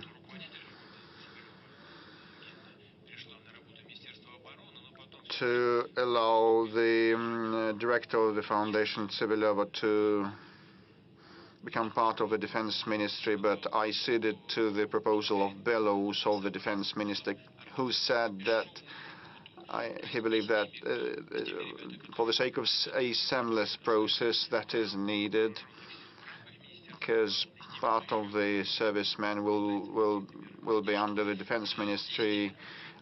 Some of them are on the front line and others have left the army, so we need this seamless mechanism. If I'm not mistaken, it was in summer when we established a special social center under the Ministry of Defense, together with the Defend of Fatherland Foundation. They work under a single window system, where people, those who remain in the Ministry of Defense and those who have left the pyramid of the ministry, get united and work on the two tracks. On the whole, there are lots of problems, but we try to fine-tune this work. As you know, they participated in the elaboration and development of decisions. Previously, everyone received 3 million for small injuries, even for small scratches, and those who were severely injured, entailing a disability, also received the same amount of compensation. And fighters themselves requested that the system might be changed, and we started paying those severely injured 4 million rubles. But when I was receiving these reports, I saw that those soldiers who were severely injured and got disabled previously got 3 million people, and after that the changes were made, meaning that those who had been injured before were underpaid, and we fine-tuned the system, and those who were injured previously and earlier, received 1 million more. I see that Ksenia raises her hand.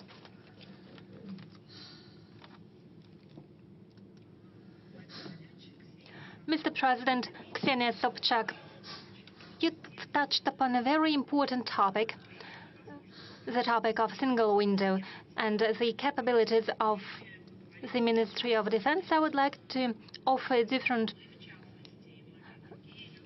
perspective to this question. We, stars of the show business, journalists, and those who are indifferent, implement various projects. In particular, for more than 2 years, we've been involved in a large-scale project offering assistance to those people from Belgorod and Kursk regions, our compatriots and co-citizens who were affected by the attacks of the armed forces of Ukraine.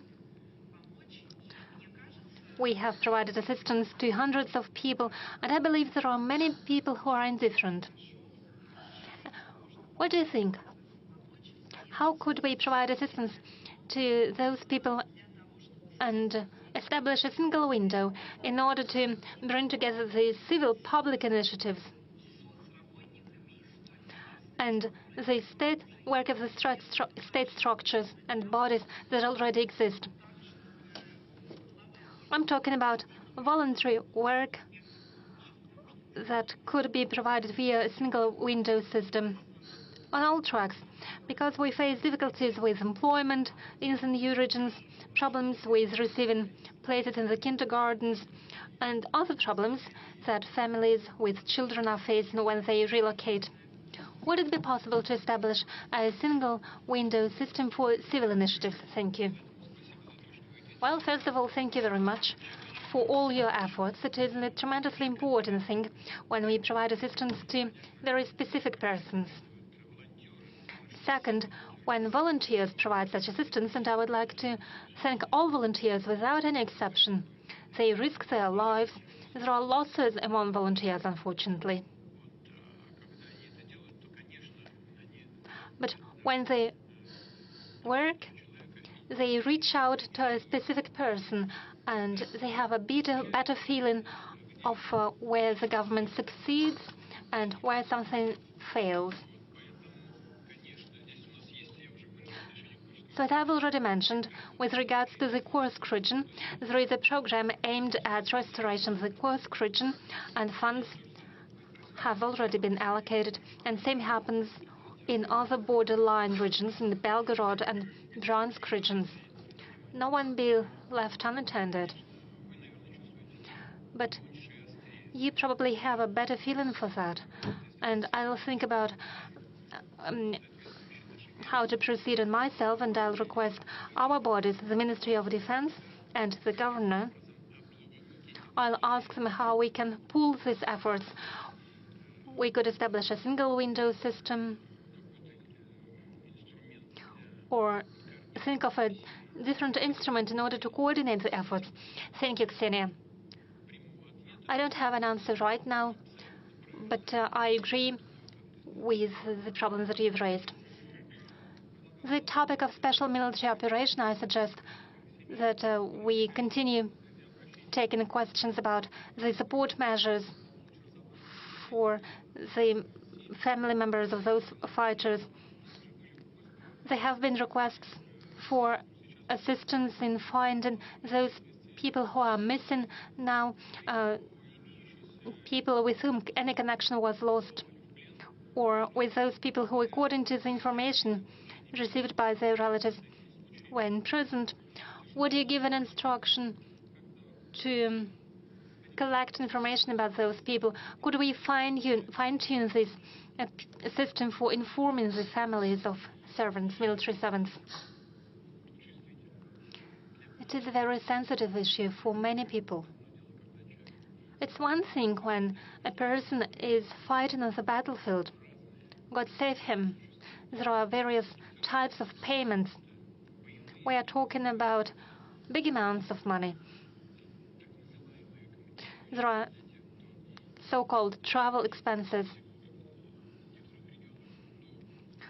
for those servants who were sent to the borderline regions, to the regions of the special military operation before the hostilities broke out there. So they were paid the so-called travel expenses. Since they receive allowances for participation in the hostilities on the front line, and there are small differences in these allowances. But as a person disappears, then we should provide assistance and support to their families. Ministry of Defense is aware of this problem, and at least two things need to be done on this track. First, what we need is to reduce the time for taking final decisions, when there is no information, when then families no longer receive the payments and the allowances because there is no person, he doesn't participate in defensive or offensive campaigns and doesn't receive the respective allowances. So the family doesn't receive the financial support. And together with the government, the Ministry of Defense have to take a different decision. What could be done in order to provide at least some of an assistance to those families? Maybe some payments for children. And we should take the decision regarding the temporary measures, and we also need to accelerate the decision-making process, the process of making the final decision. I'm not going to go deep into details, but the Ministry of Defense is aware of this problem. We've been working for more than 3 hours. There are lots of questions. Shall we try with a small blitz? Yes. We'll start with the following question. When you conduct meetings, sometimes officials ask you instruction to initiate some work. Well, don't be angry with the officials. The decision-making process is a complicated one. And when they reach out to me, then normally it is about the problems or questions to which there are different attitudes. Some colleagues believe that it should be addressed from one perspective, others offer a different perspective, and instructions are needed in order to see which way to choose when there is a difference in opinions. Then colleagues come to me, and at a meeting they ask me to take the final decision. And they ask instruction to make sure that nothing is forgotten, that a clear final decision has been formulated.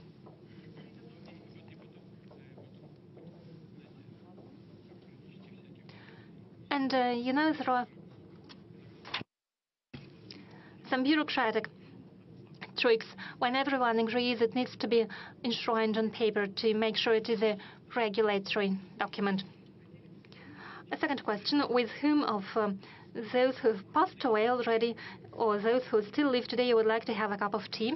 Well, from those living today, I would like to have more time to spend with my relatives, with members of my family and my friends. I would like to have more opportunities to drink a cup of tea with them. As for the world leaders who have passed away already,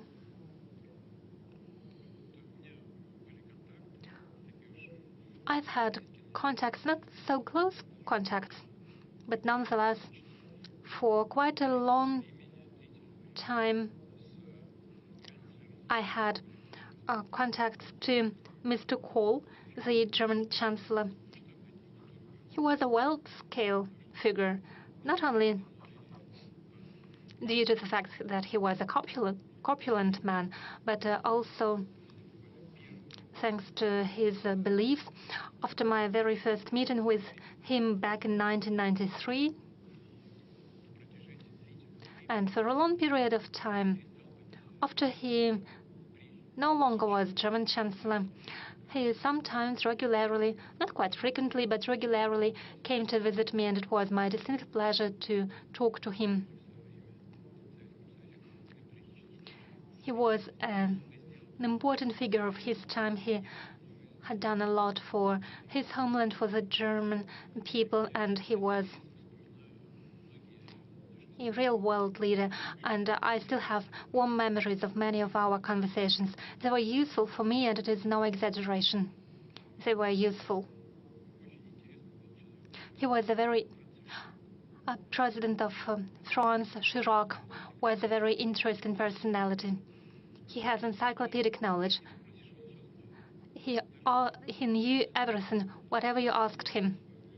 And he had his own opinion on anything, and he stuck to his opinion. He was a very gallant and polite man, and I learned a lot from him. I learned a lot from Kohl and from Chirac too, his manners in particular.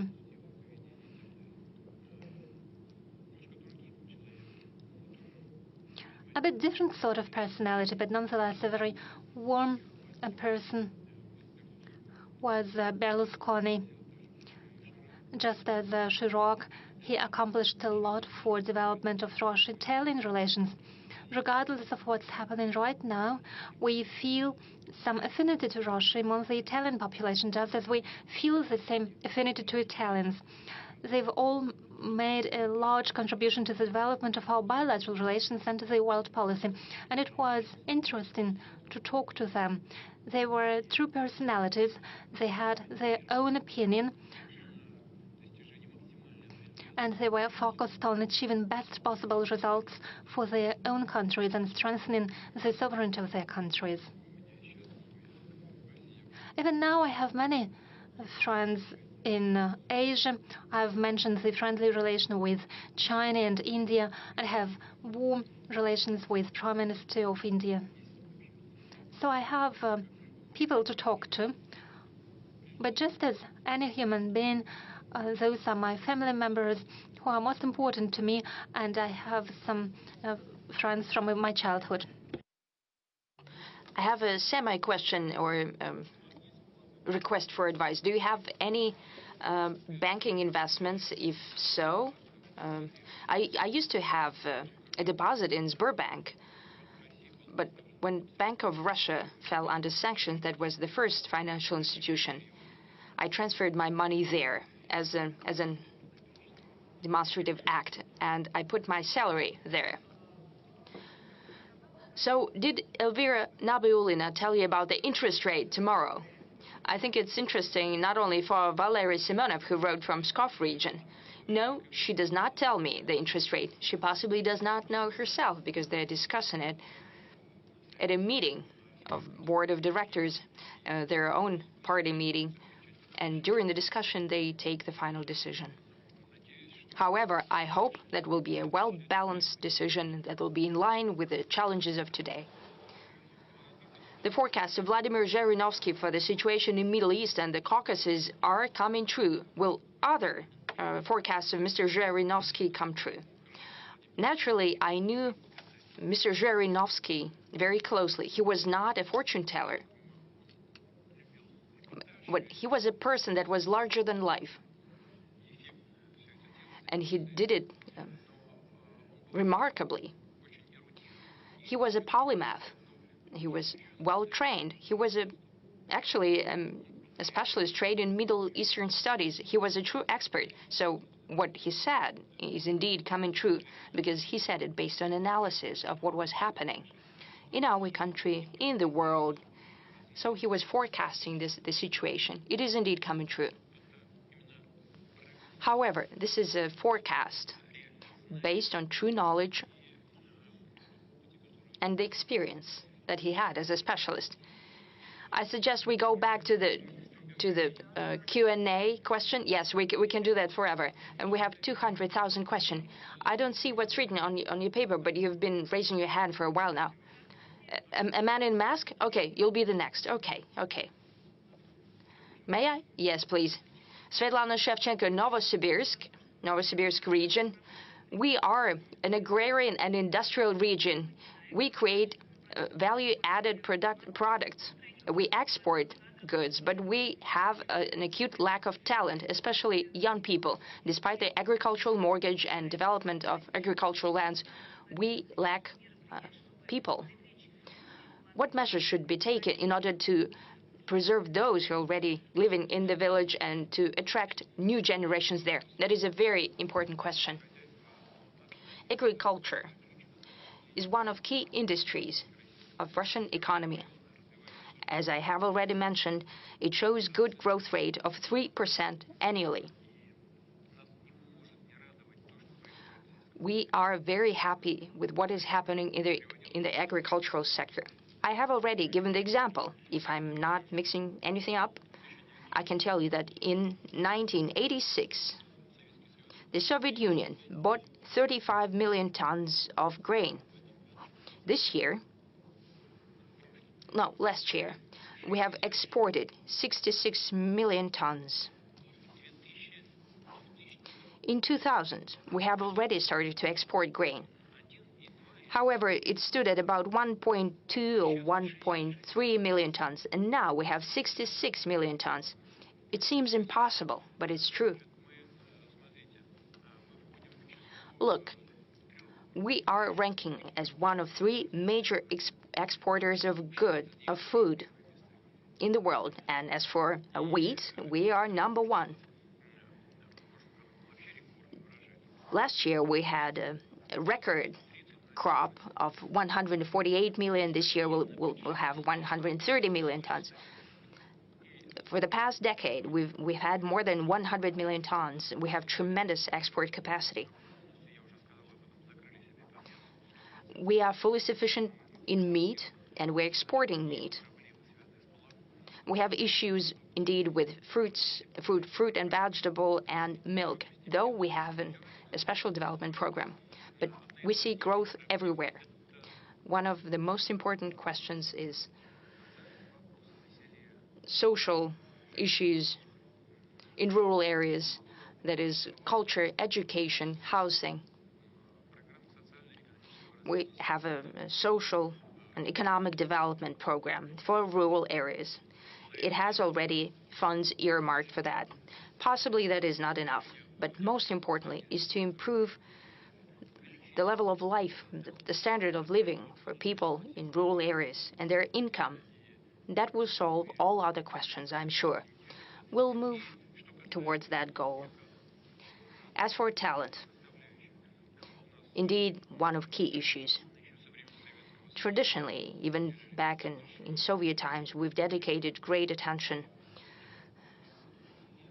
to human resources, and now the work in rural areas is already a business.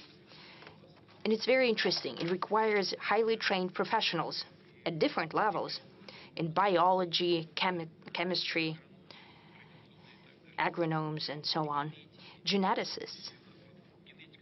For example, as for genetics, it is a very important science, but now it's developing in the interests of agri-produce.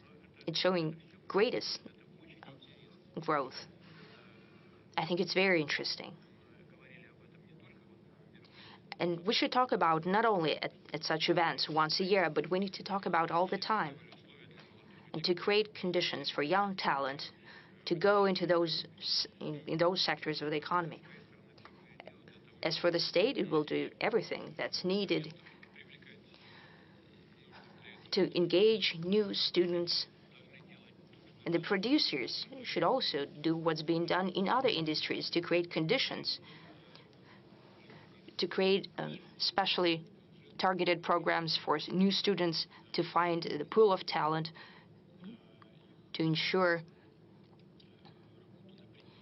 their work at the production, and to engage them in hands-on internships.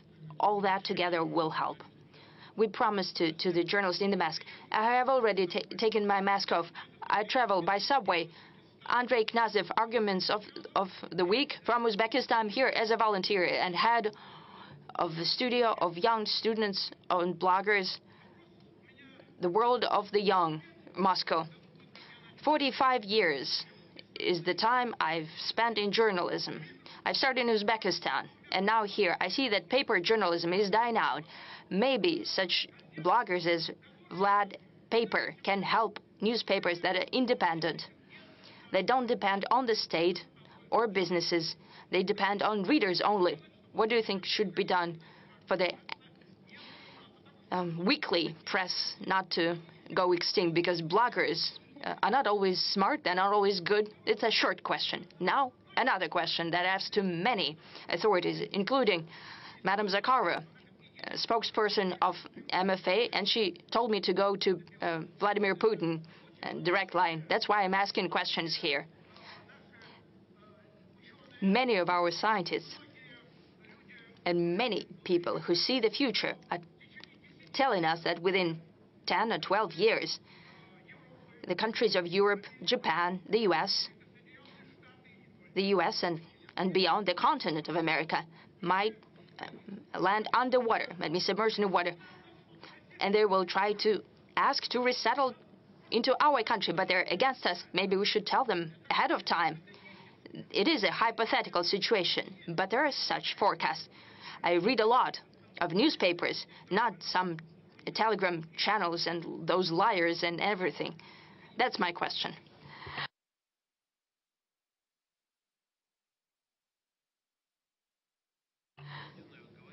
I don't know whether I should say it or not, but I'll tell you the story.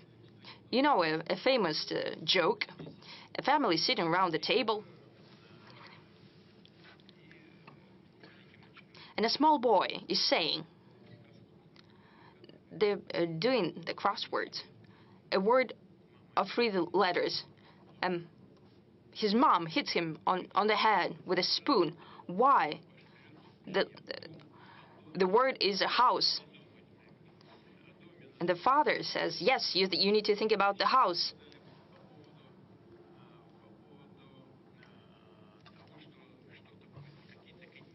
So you were talking about some continents going underwater, and they need to think what would happen to them. But you need to think about home, not about... I was listening to you so attentively. You're so energetic, but let me finish, please. Thank you. Why am I saying that? Because those forecasts that you've mentioned, they're not just ephemeris calculations. These are done by serious scientists. They're saying that the permafrost will defrost, and that's a tremendous hazard to the environment. There will be greater emissions of carbon, more than all cars around the world. And if permafrost melts, that means that the coastal regions of Russian Federation might be jeopardized as well. We have villages and settlements that are being on stilts, put in permafrost. It's already melting. We need to think about that. As for our coastal cities, including St. Petersburg, keep that in mind. Yes, we've built the dam there. That was the dream since the times of Peter I. But we need to think ahead. What will happen to coastal regions? We need to think about our home, first and foremost. What about paper? Yes. Hold on a second, please. If someone is going to resettle here, we have 2.3% unemployment. Basically, no unemployment. We have labor migration and issues in connection with that. We need to think about that as well. If we have a tremendous inflow, we need to consider that, where to settle people. We are the largest country in the world in terms of territory. However, beyond the Urals, do you know how many people we have there? 12 million. That's not enough. We have territory to resettle people, but we need to think about the social and other types of infrastructure, about the rules. This is not just a idle question. You're presented with great pomp, but indeed the question is there. But we need to think about our domestic issues first and foremost. As for paper journalism and help from Vlad Paper, I'm sure that such people will support you because they're talking about paper journalism. I have a feeling that paper journalism would also find a place in the ecosystem and in changing landscape, just like a paper book. You still have, well, you can leaf through a gadget. You have better fonts, for example. Sometimes I use it myself. However, taking a book, a paper book in your hands, not just because you have pictures there, it's also interesting. This is also a piece of art, quite often. This is a piece of art in your hands.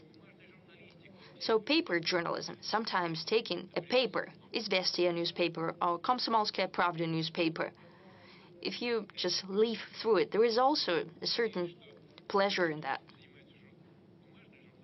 And I hope that those who do that will keep in mind.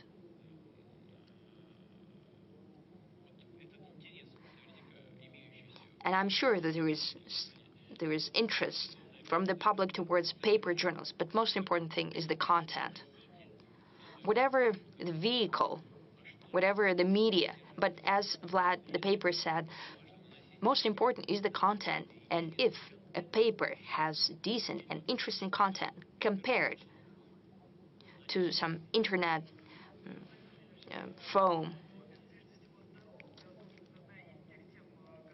Let's talk about health. This is one of the topics that's of great interest for Russians. It's ranking number 2. Lack of doctors in clinics, lack of drugs, and so on. I suggest we connect to Irina Sychova from Nizhny Novgorod. Your question.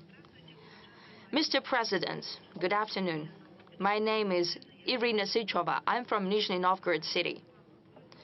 I have an appeal to you. Please take a look at our medicine that is free of charge, our healthcare.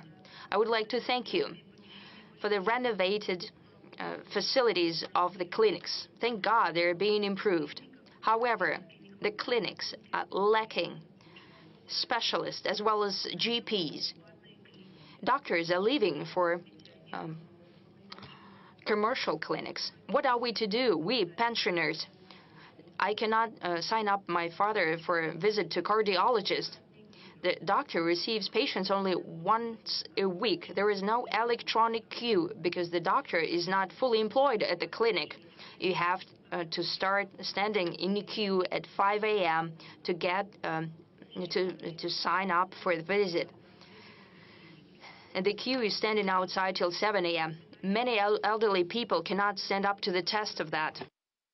We hope that you'll be able to look into that and sort this out. Thank you.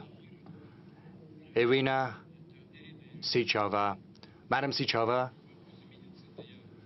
the issues of healthcare are something we have to look at in a broader context.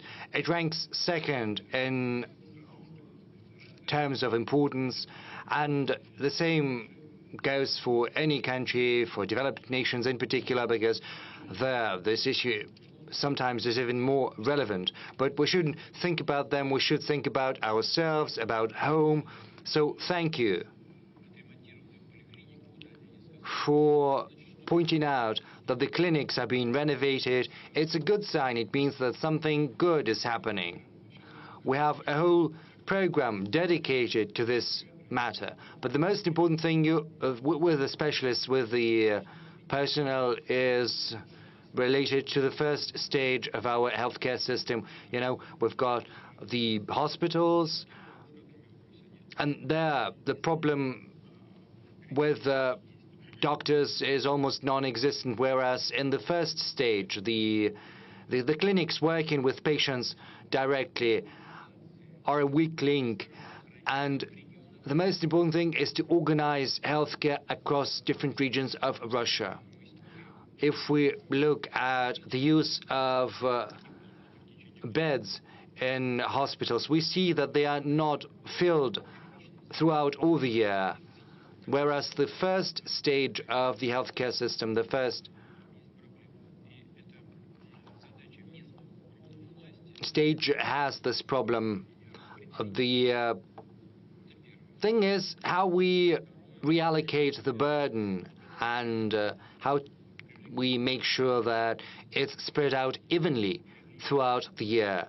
The healthcare ministry is trying to attract as many new graduates as possible to hospitals in rural areas and smaller towns and settlements. We're giving an additional 50 or 29,000 rubles as a premium to those young people who are willing to relocate to smaller towns, and we have seen 17.5 thousand influx of new specialists to rural areas, and we have to continue working on that, and we have to move at a higher pace than we are doing right now.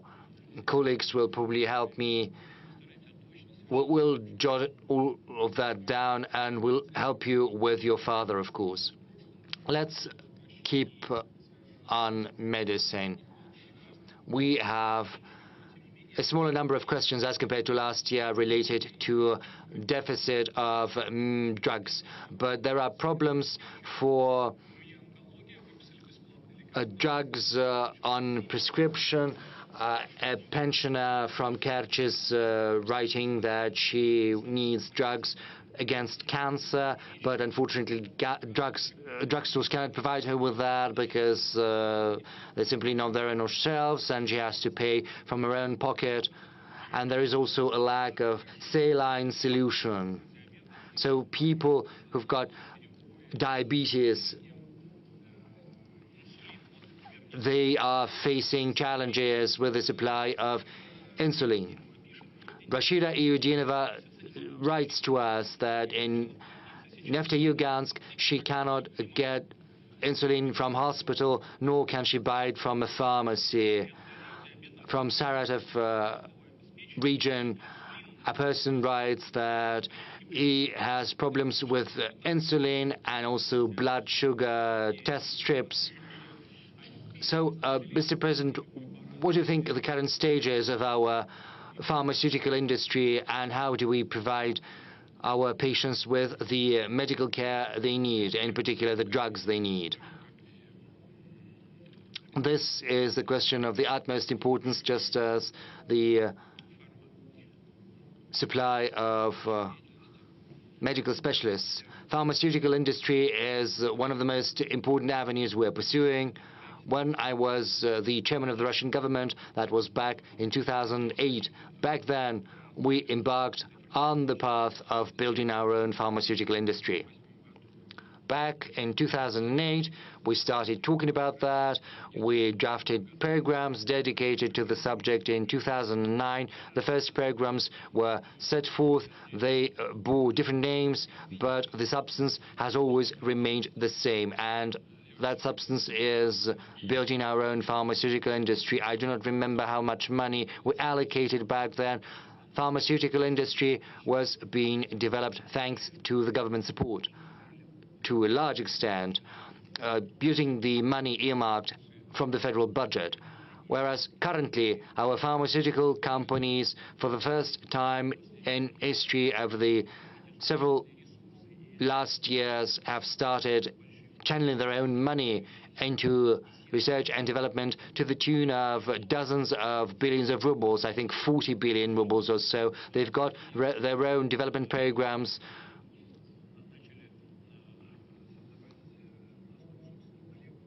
They are using their own formulas to create new medications. They are creating new chemical substances, which is a first in our history. We've come up with our own medications against cancers. St. Petersburg is one of the leaders in that field, and the same goes for insulin. As far as the blood sugar test strips are concerned, this is just a malfunction.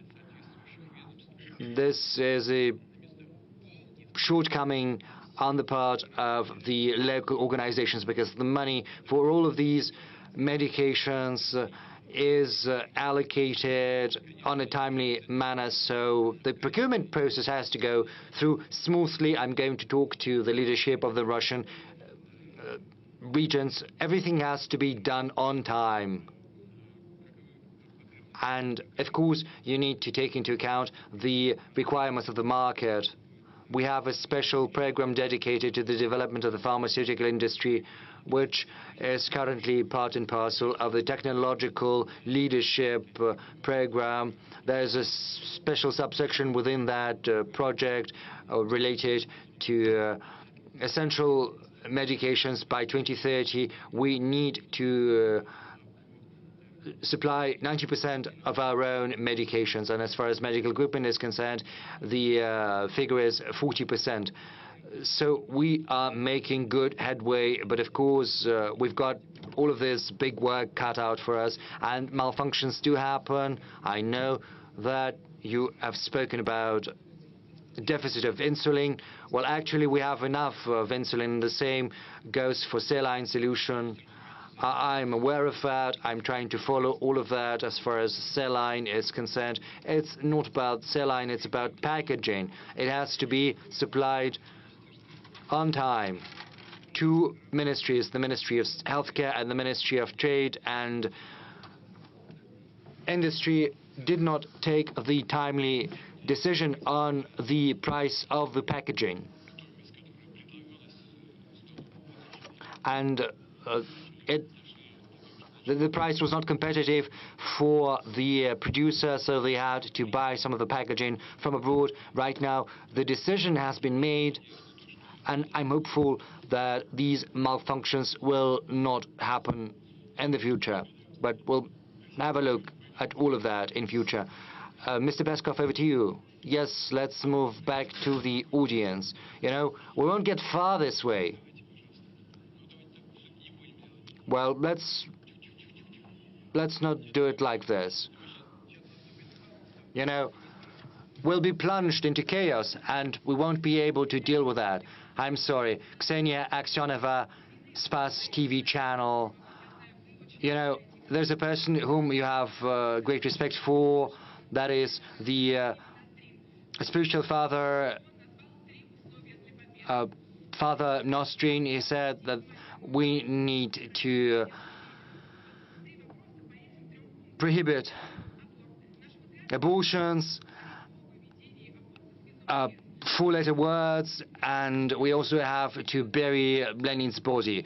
The first thing, the patriarch has said that abortions have to be prohibited because they only mutilate the bodies of our people. Secondly, you have spoken about the four-letter words. You said that it's basically invoking dark forces, and I would like to ask you about dark forces because right now Russia is plunged into renaissance of occultism, readily available pornography,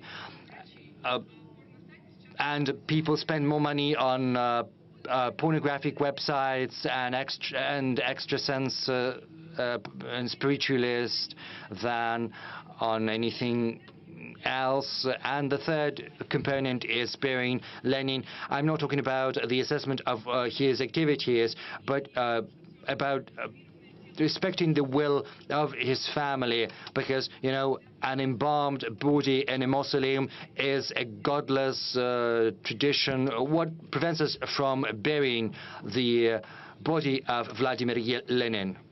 Well, I am confident that these are not the questions for the big press conference. These questions are very sensitive as far as abortions are concerned. Of course, we have to think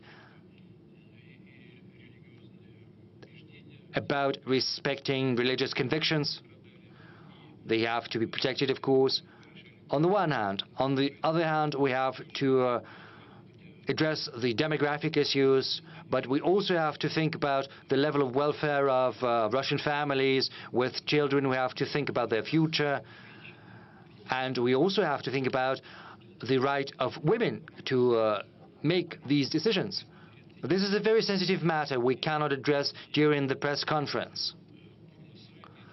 Nor can we address the issue of pornographic websites. You know, there are some people who are not happy with the fact that YouTube is being slowed down. I think porn websites are visited all across the world. It's as easy as ordering, you know, a beefsteak on the internet. I think it's an issue not just for us, but also for everyone. What can our response be? You know, there can be bans and prohibitions, but you always have to come up with an alternative. We have to come up with something which is more interesting than a porn site. Like, so that you go for an alternative, because, you know, you've been to a porn site and now you have to go for something more interesting, more passionate, something that causes greater interest. But in Russia, in particular, we shouldn't make any step that would drive a wedge in our society. This is what I think. But Ilya is correct, of course. I like him, and he told me that, and I listened to what he has to say. Let's move to the other sector. You know, there's Kolesnikov. Yes, Andrei. Good afternoon, Andrei Kolesnikov, Kommersant newspaper. Good afternoon.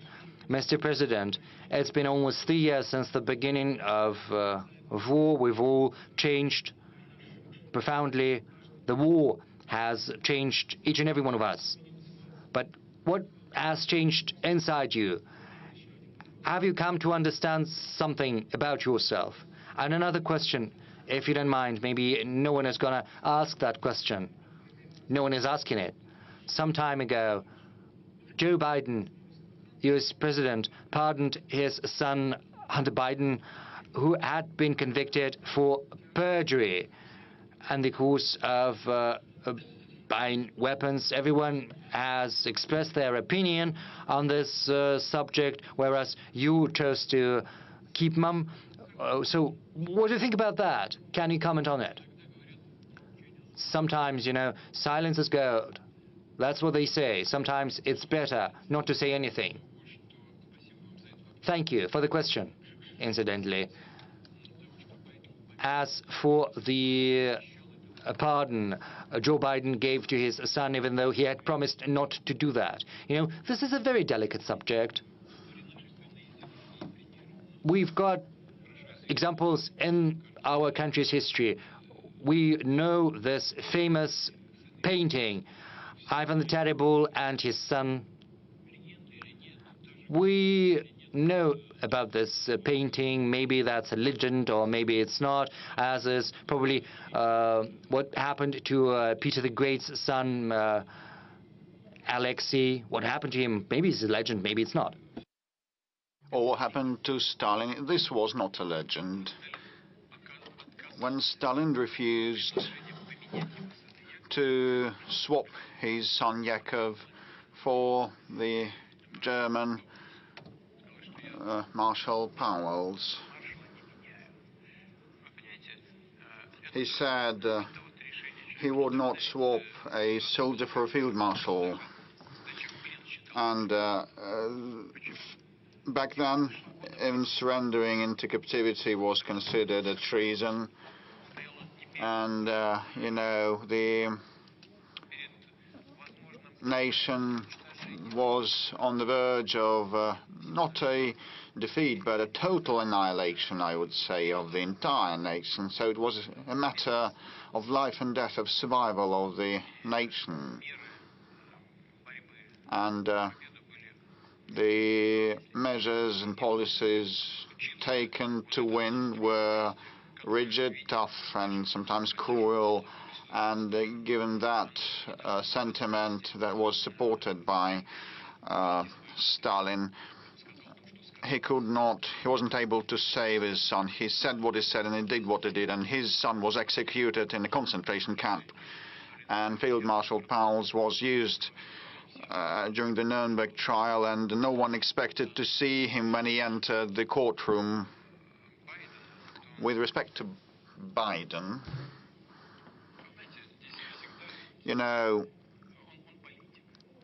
he's a politician, so whether you have more a politician or a human always is an important question. It turned out that Biden had more of a human being, so I wouldn't condemn him for that. And there was also part number one. Whether you have changed over the past 3 years. We all keep changing every day, every hour. All the visitors of this room, all the streamers, we are in a flux, and those 2-something years have been, a tribulation for everybody, for the entire country, and for myself.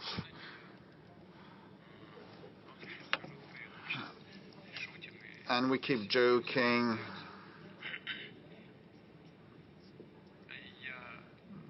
Despite that it has been a trial. And I almost ceased laughing, and I now joke much less. And there is also one more circumstance. I started improving the skills that I have in the search of key points and issues, and my concentration capability to resolve them. The opposite sector, I can see RBC news outlet. Will you pass the mic? Polina Himshashvili, RBC, as a follow-up on the question, you said that you now laugh and smile less. Could we return to February 2022? Would have changed your mind? Well, it is a hypothetical question. Had we had a chance to go back, looking with hindsight, knowing what is happening now, I would have thought probably back in 2022, I would have thought that the decision made in early 2022 ought to have been taken before, earlier. This is number one. And number two, well, we ought to have started getting ready for those developments and the special military operation before. And those the Crimean developments were kind of off the cuff, offhand, impromptu. And the 2022 also we started because we could not tolerate it anymore and wait for the situation to deteriorate further. And the Kiev authorities stated directly in so many words that they would not implement and fulfill the Minsk set of measures, and they claimed to obtain the WMD, and we figured out that we had been deceived with respect to the Minsk arrangements, and the massacre had lasted for 8 years, and they just dropped it aside. And we saw that the military stationing of those territories began, and the annihilation of all things related to Russia began, and we could not carry on like that anymore. They compelled and forced us. Had we known in advance what would happen, we would have prepared in a systemic, real, serious way. This is what I would have thought. Dear friends, we've been working for more than 4 hours. We've exceeded the 4 hours duration. Let's allow these colleagues. Ura, daughter, will you please stand up, lady? Pass the mic. Thank you, Mr. President. Ekaterina Lazareva, Ura News Agency. You have mentioned some of the European leaders. So I would ask the following. In 2025, Russia will mark 80th anniversary since the victory in the Great Patriotic War, and you start inviting international leaders. Well, if we recall, this year France celebrated the Normandy Day, the Normandy landing day, and they didn't invite us. And the Auschwitz anniversary, liberation anniversary, also was celebrated. You were not invited.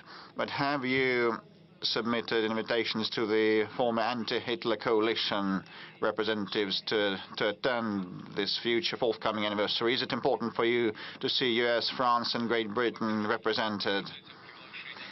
As regards inviting us to events, we do not seeking anything like that. We are fine at home, and we should strengthen ourselves, and this is the overarching policy of ours. And second, we will never forget the sacrifice suffered by our nation and brought to the altar of the victory. We will never forget that. And other countries, naturally, today are trying to pass that into oblivion. This is part of their anti-Russian campaigning. But this is up to them. We will be glad to see everybody wishing to attend this glorious red letter anniversary. Well, I do subscribe some invitations, but it's principally responsibility of foreign ministry. My position is that we'll be open to anyone wishing to attend. We'll be glad to see everybody, included the anti-Hitler coalition members who back then contributed considerably to the victory over the Nazi Germany. The United States and Great Britain with their northern convoys, and there were very many feats and heroes there, and some of the veterans have survived to date, and the British sailors were heroes, and when they disembarked in France, in the north of France, the Americans also acted in heroic ways, but their casualties and their participation, their contribution is not comparable to ours. And the Soviet Union lost 27 million, the United States 500,000 people only, the United Kingdom less than 400,000 people. In the First World War they lost 1.5 million. Conversely, so the contribution had different weights, but their participation was important. And but when I became president, we repaid everything. The Lend-Lease debt. Also, the Americans recovered that from us in full. And we have repaid that despite so many years. But we appreciate the contribution of the allies, and we'll be glad to share the joy of victory with them. We have lots of questions still. Let's ask someone in the room. Please don't make that much noise, otherwise I will conclude. Yamal, I can see Yamal wishing to take the floor. Mr. President, good day. Yamal Media, Zhezden, and the Western countries have imposed more than 40. Well, I stopped counting, but, imposed 40,000 restrictions against us. But, our progressive development in the Arctic is something that they have a grudge against, and they actually say that their goal is to do away with the LNG projects in the Arctic. What do they fear so much? Why are they so much afraid? Will they be able to hinder our pace of development in the Arctic? Well, they fear competition, actually. This is why they use politics for unfair competition. Novatek is a well-known company that is not a global leader. Other companies and countries produce more LNG, but ours keeps growing, and they want to impede that growth. This is kind of unfair ways to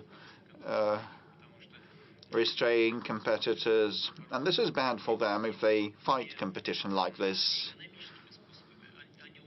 with non-economic means. That they will lose their competitiveness one day. It may not happen tomorrow, but that will happen for sure if they continue in this vein. Have they been impeding us? Yes, they have. They have been putting handicap on us.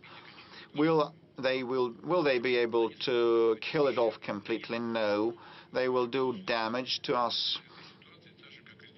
But, we will find a way out supplying energy, given the fact that the demand for energy will keep growing in the global economy as it develops. This is the data of the global economic institutions and their opinion. So this product will enjoy demand in the global markets, and we will keep advancing our projects and increasing our share in the LNG market. And with respect to pipeline gas supplies, Ukraine has declined to extend the transit contract. It was Ukraine, not us, Ukraine declined to extend the gas transit contract, despite the fact that they received $700 to $800 million per annum for gas transit. Now, the question is what is to be done about that. But this is not our problem. Ukraine has cut off our gas supplies to European customers and consumers. They've been eating from the hands of the West because they are not self-sufficient. They can live and wage this war only with the Western help, but at the same time the Ukrainians create problems for the Westerners, cutting off gas supplies. This contract will cease to exist. Okay, we can live with that, and Gazprom can live with that. And not only are special services reported to me that sabotage actors were detained in Slovakia, and maps were found on them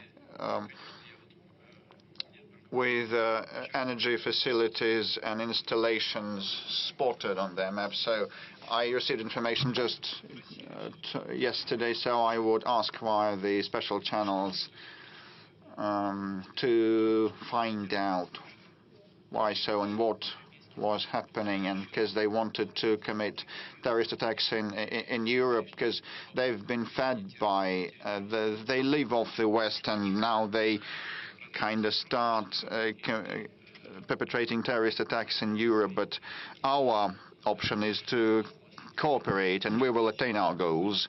So space exploration, and BBC, I also see BBC, you will be able to attack us shortly. You keep attacking us, and we just defend ourselves. Thank you.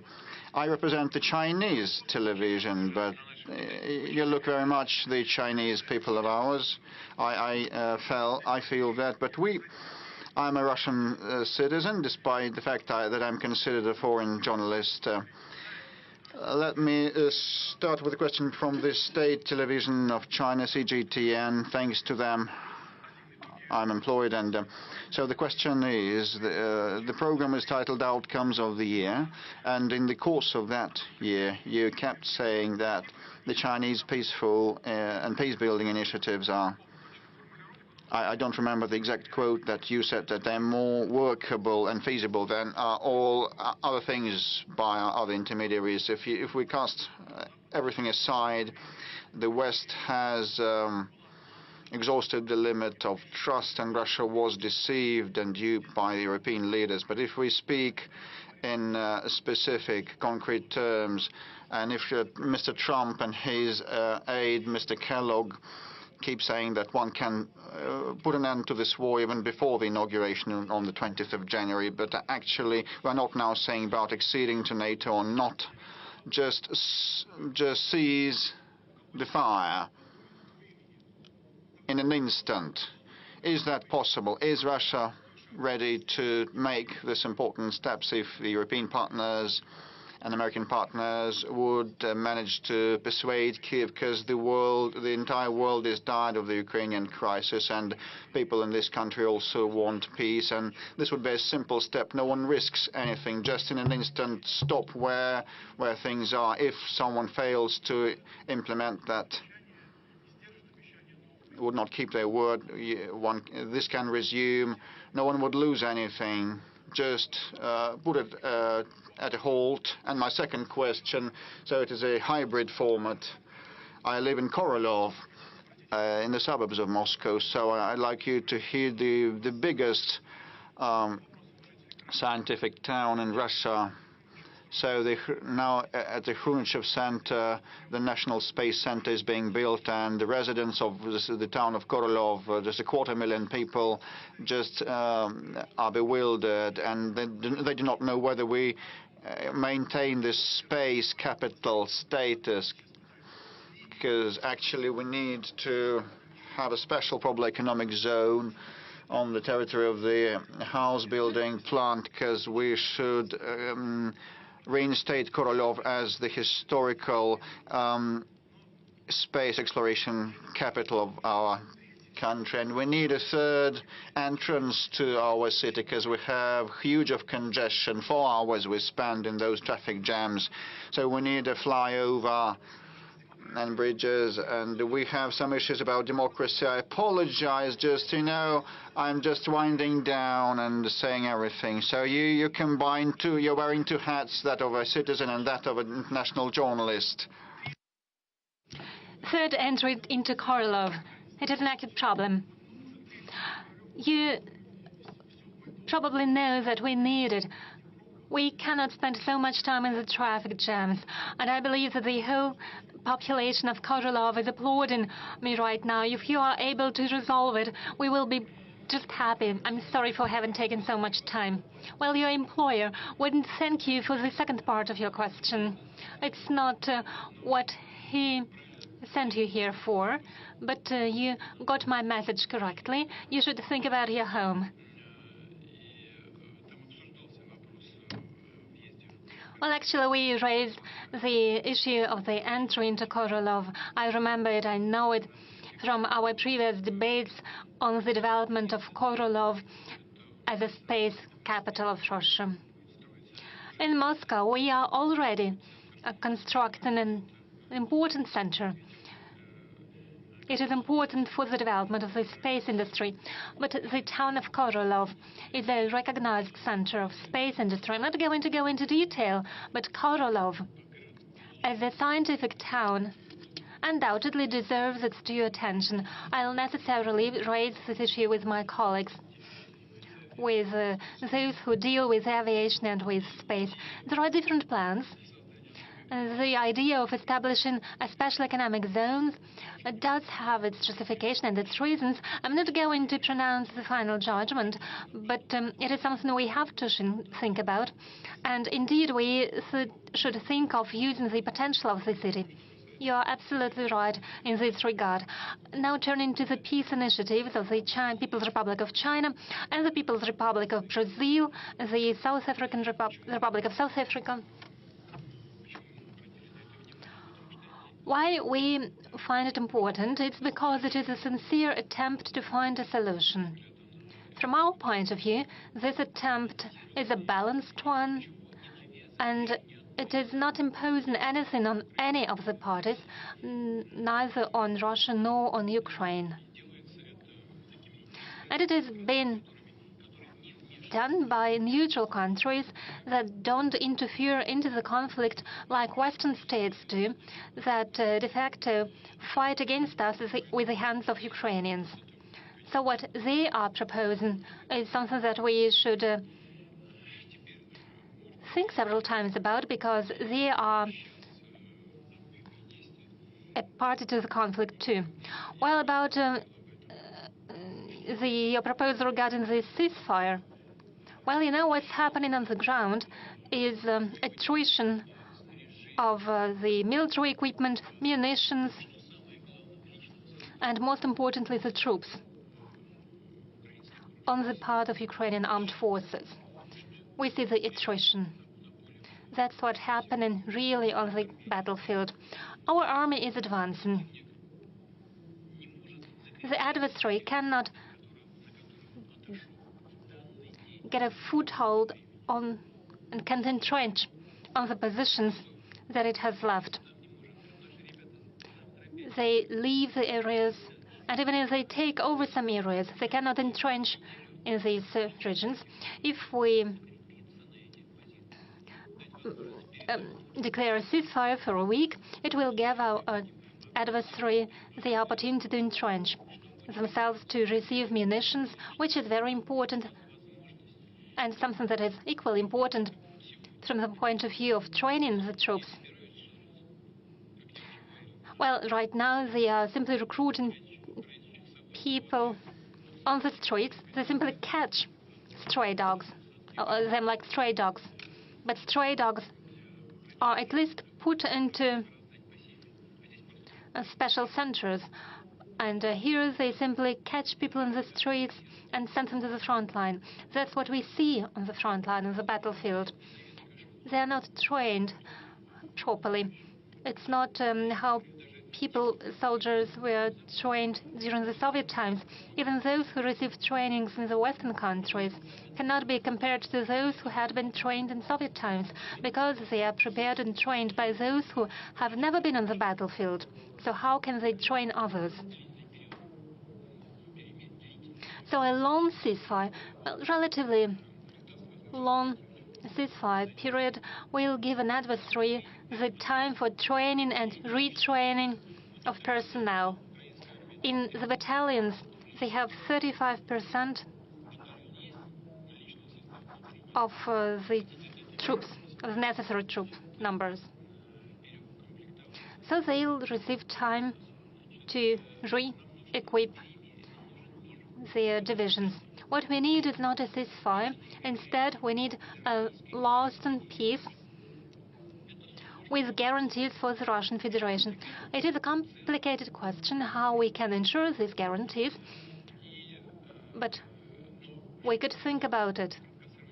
As for short-term ceasefires, it was a proposal by the Prime Minister of Hungary, Mr. Orban. That's what he said. I hope Victor will not be angry with me if I reveal at least one part of our conversation. He said, "What would it cost to you if you announced to declare a ceasefire for at least a day or two?"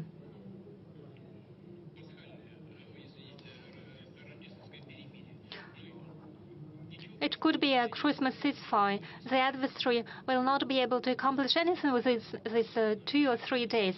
And I said, yes, probably you are right, but would you first talk to the Ukrainian side?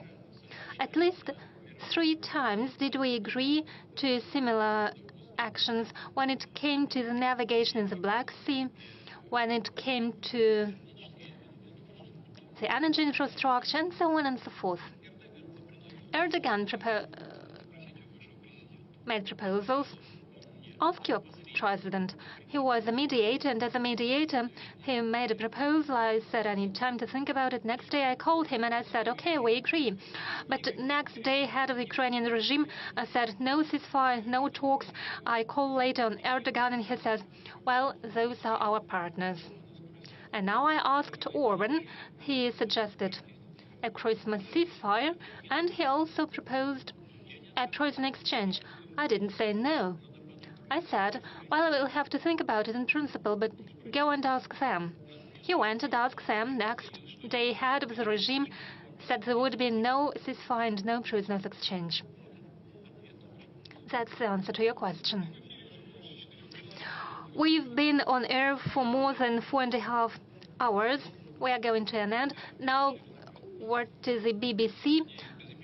They promised to attack us. Well, they do so without any promises. That's what they receive money for. Exactly 25 years ago, Boris Yeltsin resigned office, and he handed over the power to you, and he told you, stay on guard. 25 years later, would you say you have succeeded in it? Because from our part, we see significant losses during the so-called special military operation that you have declared. We see Ukrainian soldiers in the Kursk region. You criticize the NATO expansion and enlargement, but there is now a greater NATO presence at the Russian borderline. I mean in Sweden and Finland, we have demographic and economic problems. What do you think? Have you succeeded? Yes, I believe I have. I believe we have moved away from the brink of an abyss, because what happened to Russia before that and after that was leading us to a complete and total loss of our sovereignty. And without sovereignty, Russia cannot exist as an independent state. I would like to draw the attention to what you said about Boris Yeltsin. It looked good. One patted him on his shoulder. One preferred not to notice when he drank a bit more than he should. And he was warmly received in all Western circles. But when he raised his voice to protect Yugoslavia, when he said that it contradicted international law in the UN Charter, as soon as he said that it was unacceptable in modern Europe to attack Belgrade, the capital of a European state, without any sanctions imposed by the UN Security Council. Immediately was he persecuted, and immediately one started criticizing him. Don't you remember it? And I've done my utmost to make sure Russia is a sovereign and independent power that is capable of taking decisions in its interest and not in the interest of those states that tapped it on the shoulder in order to use it for their own purposes. It's where I could stop my answer. I understand that you provided many arguments to substantiate your point of view. You mentioned inflation. Yes, we have inflation. We are going to fight against it. But we have good economic growth. We rank number 4 worldwide in terms of purchasing power parity. Please share it with your audience. We rank number 1 in Europe. We have left the UK behind. But we are ready to work with the UK if the UK wants to work with us. But if it's not the case, we can do without it. We can do without our former allies in the anti-Hitler coalition. Mr. President, there are many questions from the Russian citizens, so I suggest that we move on to the Blitz format. Do you have a personal dream? Of course I do. But it is a personal dream. May I please keep it to myself? A question from social networks. Alexandra Okupova asks, are you a happy person? Do you think it is a question for a Blitz? Shall I say yes or no? Well, how can I put it? Yes or no?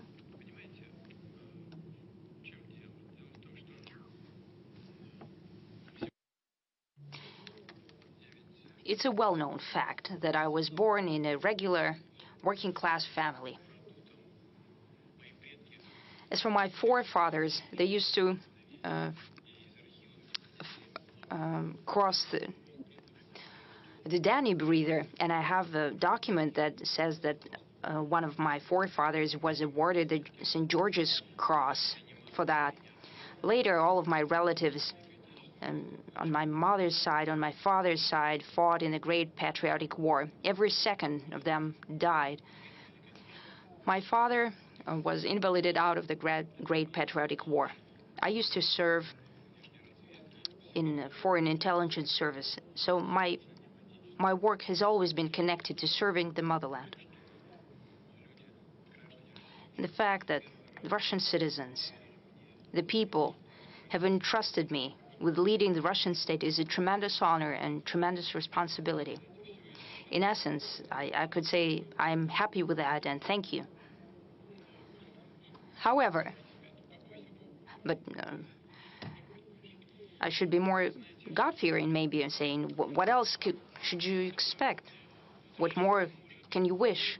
However, the happiness will not be complete until all of our guys return from the front line, until they meet their mothers and wives, until their children hug them, until our young people, girls and boys, create the necessary number of families necessary for us, for Russia, and have children. I really want our scientists and cultural figures and so on, I hope they can fulfill themselves, and then I can say that I'm happy. There was a question from St. Petersburg. Why are you being called different names by the foreigners and you don't respond? It depends on the level of class. As I said before, they call the names due to their impotence. Why should we show our impotence then? We have enough arguments to clearly present our position. An SMS from Stavropolsky region. Do you have a task that you hate? No. If people have trusted me enough to perform the function of the president of the country, there are certain responsibilities. So I approach it in the way that I must perform them in full, giving it my all. But I know if I start hating something or not loving something that's part of my duties, then I will not achieve the necessary result. Therefore, I have created a mentality for myself that I need to do everything with pleasure. Novgorod region, whose portrait you have in your office? I don't have a portrait. I have an icon in one of my working offices. In another one, I have a bust sculpture of Lomonosov. Would you give political refuge to Zelensky because he will need it very soon? I don't think he will need it. It is quite possible. Well, I don't know how he will act. But quite possible, just like some people from the supreme leadership of Ukraine, they have traveled abroad. And quite possibly he will do so. People whose interests he's serving right now will take care of him.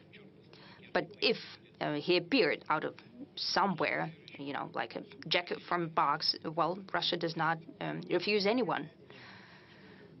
A question from Tatiana Kostychenko. What is Russia for you?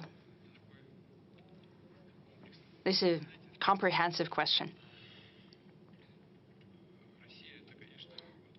Russia is a map.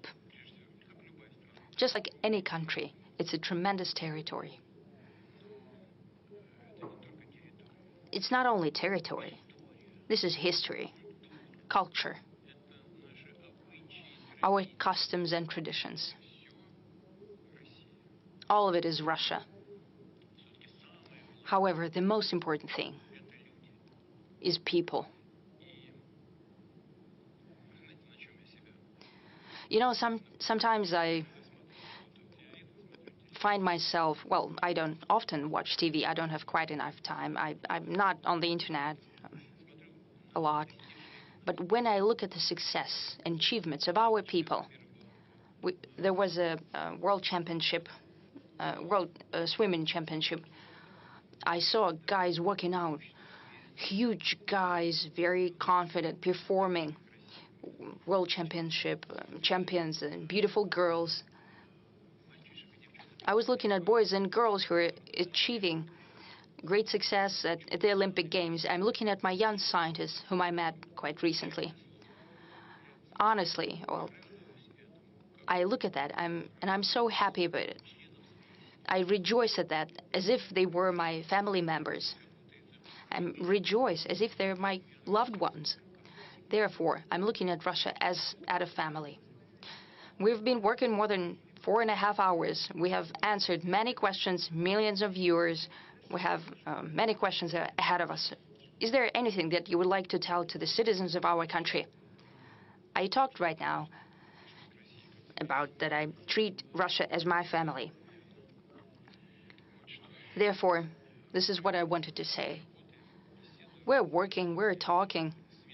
On the eve of festive holidays, New Year and Christmas, I speak to many representatives of different religions, and they're saying that we all celebrate Christmas, just like our neighbors celebrate Qad al-Fitr and so, or Pesach and so on.